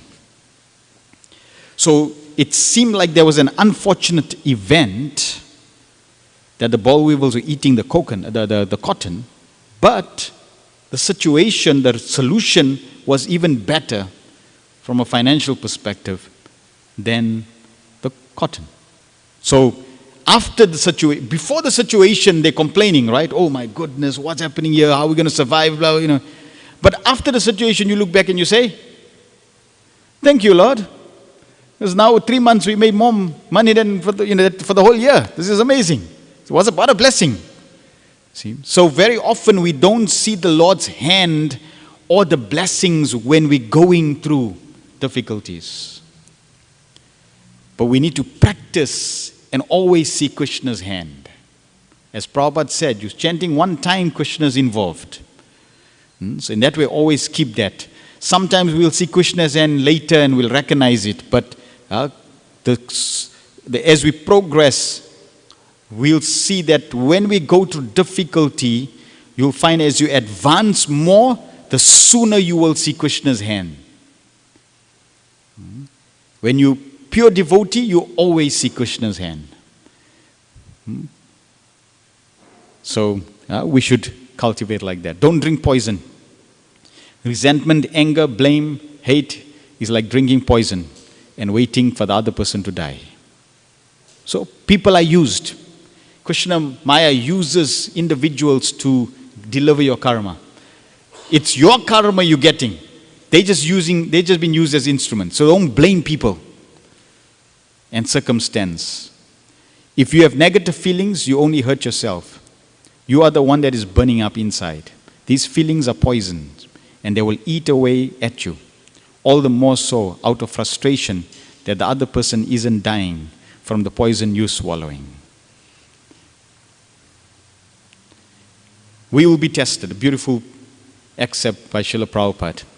If one takes to Krishna consciousness in the beginning, there will be many disturbances caused by Maya, the material energy of illusion. Maya will test us to see how firm we are fixed in Krishna consciousness, because she is also an agent of Krishna. She does not allow anyone freedom to disturb Krishna. Therefore, she tests very rigidly to see whether we have taken to Krishna consciousness to disturb Krishna or are actually serious. That is Maya's business. So, in the beginning, there is Maya. So in the beginning, there will be tests by Maya. And we shall feel so many disturbances while making progress in Krishna consciousness. But if we follow the rules and regulations and chant regularly, as prescribed, we shall remain steady. So as Rupanuga Prabhu was asking how to stay fixed and not disturbed from Maya. So here Prabhupada is saying, follow the rules and regulations, chant regularly, and Prabhupada's mercy is there, that we'll be steady, we'll remain steady. And Prabhupada himself said, I was tested twice. Krishna gave me so much money, and then Krishna took everything. Well, first Krishna took everything away. In India, Krishna took everything away. Prabhupada said, Krishna tested me, and then Krishna gave me everything. Krishna tested me again. So twice. So this life is a test. You the student, the material world is this classroom, and Krishna is the teacher.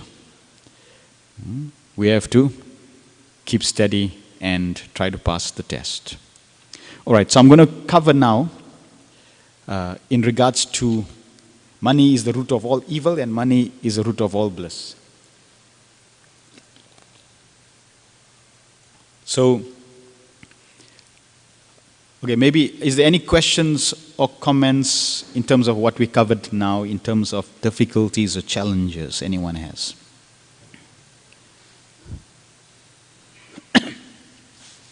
All right. So, in terms of Lakshmi, now we know Sita Devi represents Lakshmi Devi. So Ravana, he came to kidnap Sita Devi. So he wanted to enjoy wealth separate from Lord Ram. And when you try to enjoy wealth separate from Lord Ram, then money becomes the root of all evil. You will exploit, you will practically destroy yourself, but you will use everything for evil intent. So it depends on the consciousness of who is coming in contact with Lakshmi. Lakshmi Devi is always the eternal consort of Narayan. We find Hanuman, he helped bring Sita Devi back to Lord Ram. So he assisted in bringing Lakshmi back to Narayan and engaging Lakshmi back into the service of Lord Ram. Prabhupada says we all have this opportunity to be like Ravan or to be like Hanuman.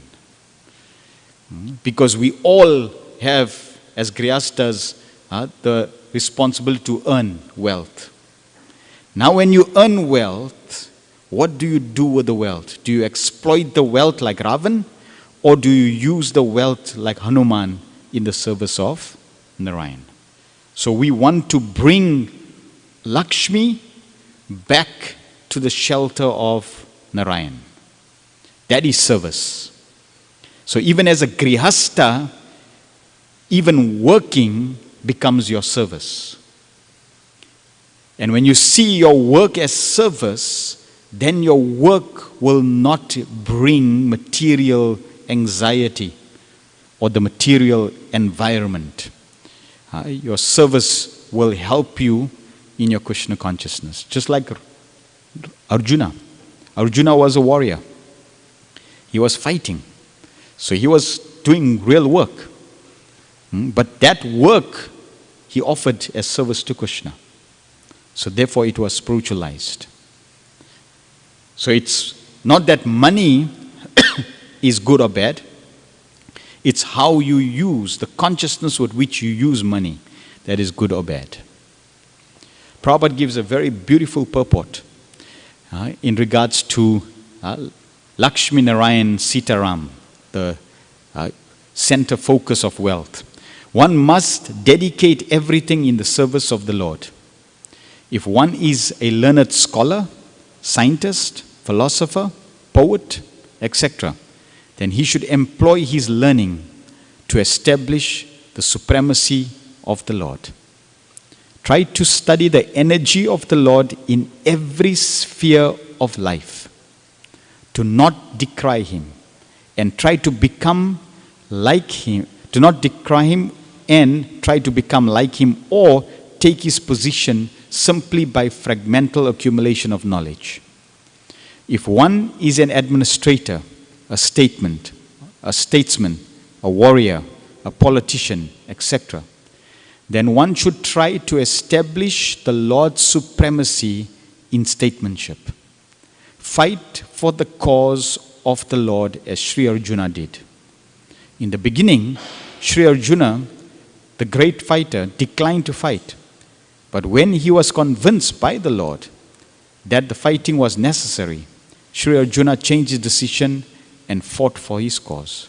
Similarly, if one is a businessman, an industrialist, an agriculturalist, etc., then one should spend his hard-earned money for the cause of the Lord. Think always that money which is accumulated is the wealth of the Lord. Wealth is considered to be the goddess of fortune, Lakshmi.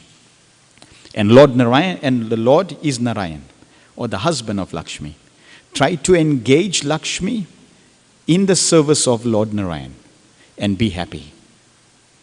So chant and be happy, and use Lakshmi in the service of Narayan and be happy.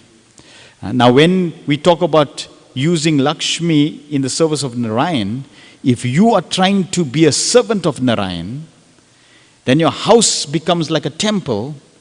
Then you can use the money you earn to maintain your house, which is a temple, maintain the servants in your house, and maintain yourself as a servant. So you can use that Lakshmi still centered around the Supreme Lord, right? And that Lakshmi will not bind you. That will be liberating. That is the way to realize the Lord in every sphere of life. The best thing, after all, is to get relieved from all material activities and engage oneself completely in hearing the transcendental pastimes of the Lord. But in case of the absence of such an opportunity, one should try to engage in the service of the Lord everything for which one has specific attraction. That is the way of peace and prosperity, and that is the remedial measure for all the miseries of material existence. Wonderful purport. So here Prabhupada is saying, use the Lakshmi in service of Krishna. If you are fortunate to have the opportunity where you get the service to hear the pastimes of the Lord 24 hours a day, you can take that service and opportunity up. Until then, you have to work, no problem. Do it in a Krishna conscious way. Many scriptures speak about wealth. Chanakya Pandit, he says in his Artha Shastras, he said, Sukyasya mulam dharma. The root of satisfaction is dharma. If you practice Krishna consciousness properly, if you practice dharma properly, you'll be satisfied. And the root of good governance, dharma, is artha, prosperity. So prosperity is really the foundation to engage in dharma. Bhishma Dev also instructed Yudhishthira Maharaj in terms of how to set up his cabinet to maintain the planet. So he gave a breakdown of the ministers that are required in his cabinet, consisting of those who can remove. So the cabinet should have ministers that can remove ignorance, intrusion, indolence, insufficiency, and those that can integrate. And he also gave Yudhishthira Maharaj a breakdown of the ratio of the number of people, which gives us the importance of each. So here's the breakdown. Those who represent knowledge to remove ignorance should be 4 in number. So there should be 4 ministers, like 4 counselors who are educated in the field of Shastra. So they can then present the truth of Krishna consciousness and guide the king, right, or guide the leader. For removing intrusion, 11 in number. So for protection, people come in, you need you need the citizens to be protected. So 4 ministers to manage that. 11 to manage that. So that was really more important. The protection of the citizens is practically like double times more important in terms of the number. For removing laziness, indolence, and making people skillful, to educate and skill people, 3 in number. For integrating everyone, all these different departments, you need 1. And to create wealth to support the above, 21. So we need 21 ministers that are thinking about wealth, so that all the above can do their service. So wealth is important, right? Money is important. And how we engage that money, Lakshmi, is also important. Concluding, Rukmini asks Lakshmi Devi this question, that where could she be seen, what pleases her and influences her to reside in a particular person, place or country. And Lakshmi Devi herself responds. So Lakshmi Devi is wealth, and she responds. How to earn? You should be active, fearless, and rooted in your core competency. If you do that, you'll attract wealth. Okay? We can obviously expand this, but we don't have time to go into the details. But you can contemplate on these points. So that's how you have to earn. Lazy person cannot earn. You have to be active, right? Somebody who's fearful cannot earn. And somebody not doing what resonates with them in terms of an ability cannot earn. Then how to grow based upon one's earning? The secret of earning more is not by being satisfied with what one has. Satisfaction is an enemy of progress. She added that for one who does not desire anything for oneself, she does not stay with them. Very interesting.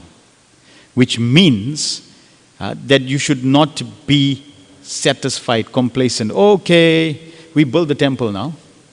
Done. Hare Krishna. Nope. If you see Prabhupada built one temple, then what he did? Built another temple. Then what he did? He built another temple. And he traveled to another place and built another temple. He never rested. 108 temples in 10 years. Prabhupada built 30 temples in 3 months. Inconceivable. To build a temple like this, you need money. And Prabhupada built 108 like that. See? Why? Because he was never satisfied. Okay, we did enough. No. So, never, and you see Hanuman also, we're going to talk about him tomorrow. Never satisfied at serving the Lord. More service, more service, more service. Then, how to maintain the wealth that one has accumulated? Only when wealth is growing, then maintenance happen. If there is stagnation in earning and growing, then one starts losing wealth. See? So therefore Prabhupada always engaged his disciples to always continue. Prabhupada said, if we get ₦1 million, we spend ₦1 million. Why? Because if you don't spend ₦1 million, you're not going to go out and get more money, get more wealth. You're going to relax and enjoy. So therefore, constantly we have to keep accumulating. When you keep accumulating, keep endeavoring, then you maintain, then your wealth maintains. How to permanently make Lakshmi settled? This is what she said. Those with these characteristics who are dharmic, they serve the wise people, they are balanced in mind, and they have a positive disposition to let go the mistakes of others. That's where she'll stay.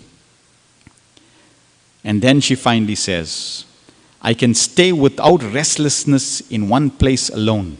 And that is where there is the association of Sri Narayan. So where Lord Ram is, that is where you will find Lakshmi.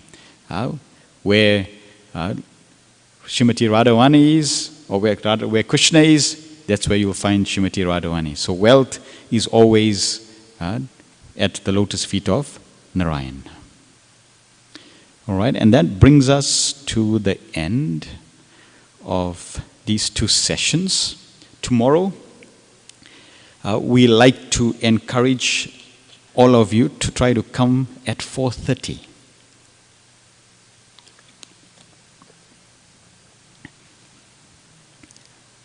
Tomorrow we're going to be speaking about real sacrifice. We're going to be speaking about Jatayu and Hanuman and their sacrifice. So we encourage you to also try to sacrifice your time. When we understand that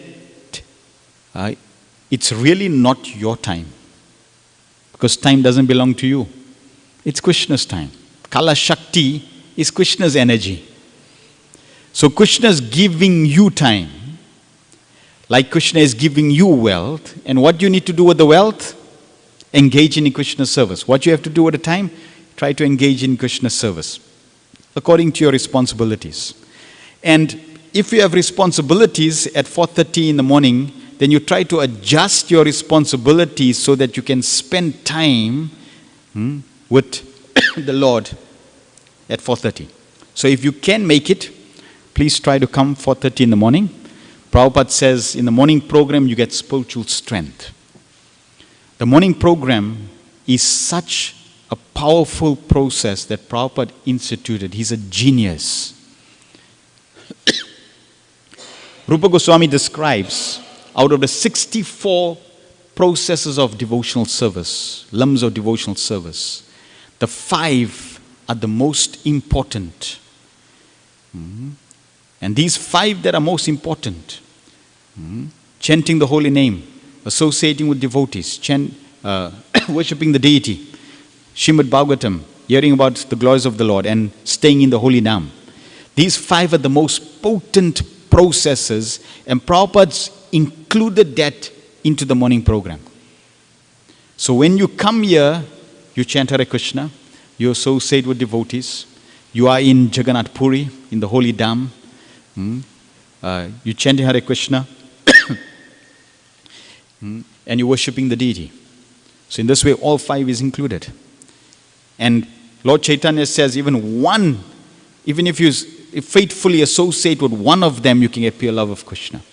So the morning program is very powerful to protect us, to shield us, and to give us strength in our process, in our bhakti. And at least Sundays, or even if it's once a month on a Sunday, it's a good practice to cultivate. People love to go to the disco. I have a disco, and my disco is every morning in the temple. You know, when people say, "Oh, we go to the disco, we have a good jive and enjoy," yeah, so I also do that. Just like today we went to Shishivadana temple. It was explosive. We had some devotees from Hamanskral there. Temple was rocking. Right? Ask Cameron, he was there. He had a good workout, spiritual workout. Right? So Prabhupada says, best exercise is kirtan. So we want to encourage you. Come in the morning, 4:30 till 7:30. We'll have the full morning program. 7:30 we'll start. We'll have the first session, 7:30 to 9:30. We'll speak about Jatayu and Hanuman. And then during the Sunday program, I've changed the presentation a little because there'll be other people in the crowd.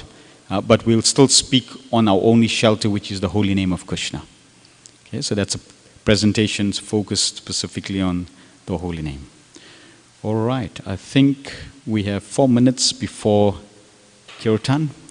Anyone has any question or comment?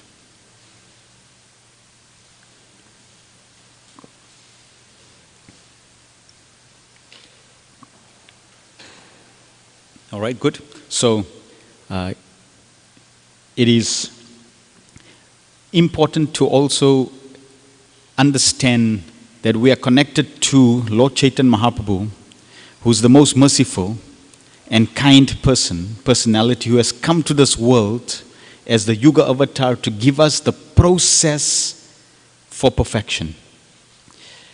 And Prabhupada says Lord Chaitanya has come and his process is Kevala Annanakanda.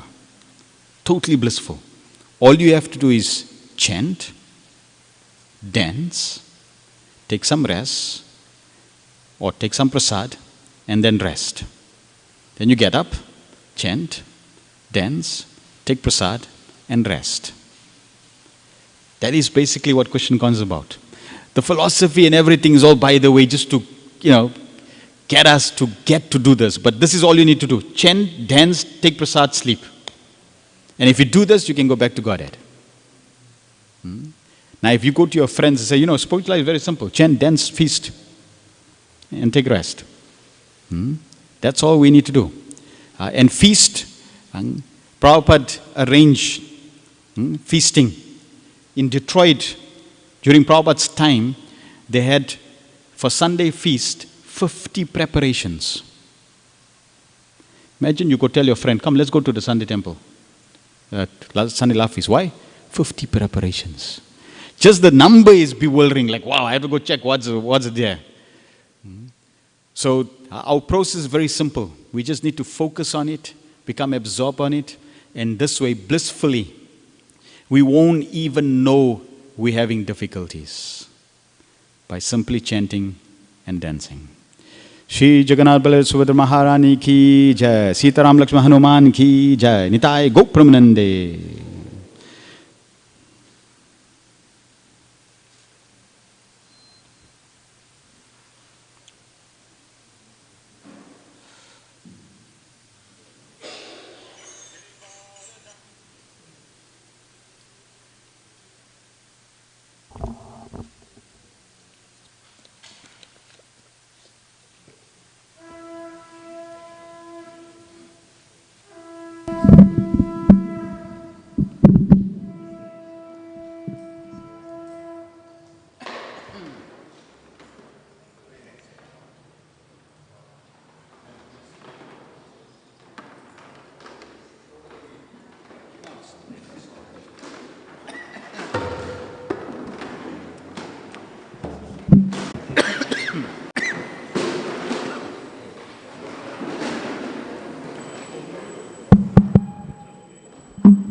जय श्री जगन्नाथ बलदेव सुभद्रा महारानी की जय।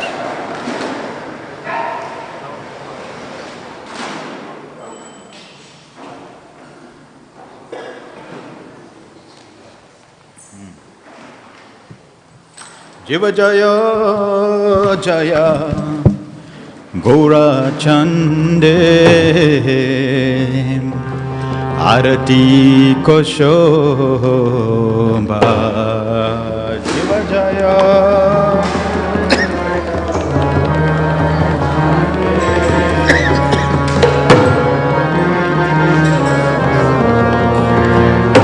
जय जय गौरचंदे आरती को शोभा।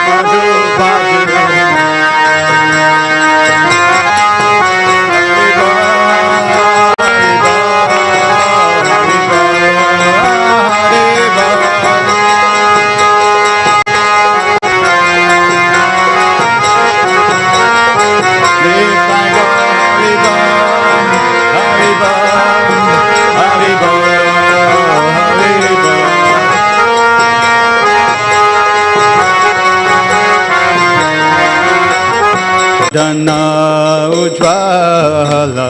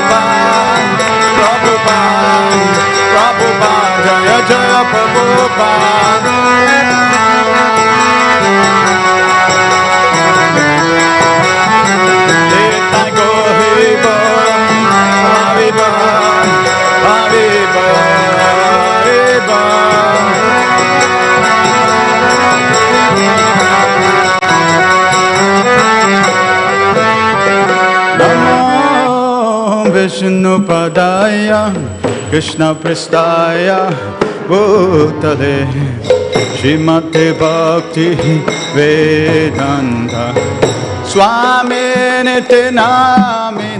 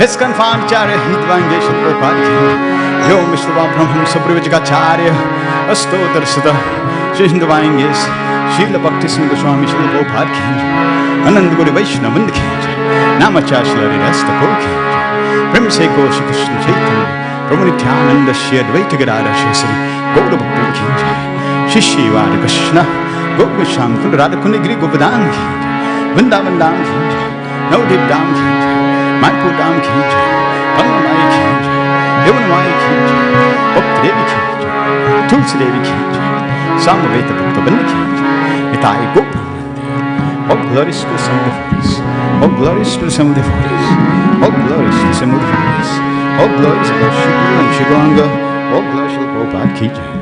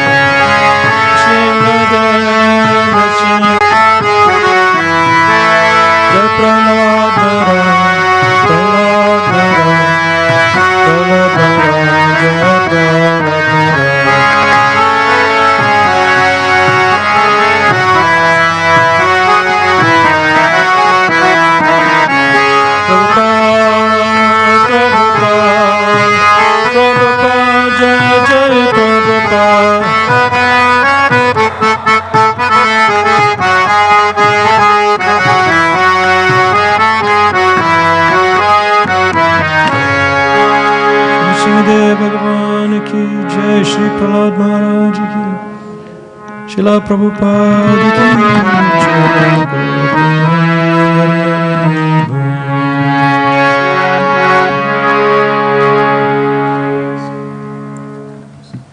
Okay, Hare Krishna, please don't forget, prasadam is served downstairs in the hall. You can please take your darshan and go downstairs to the hall. Hare Krishna.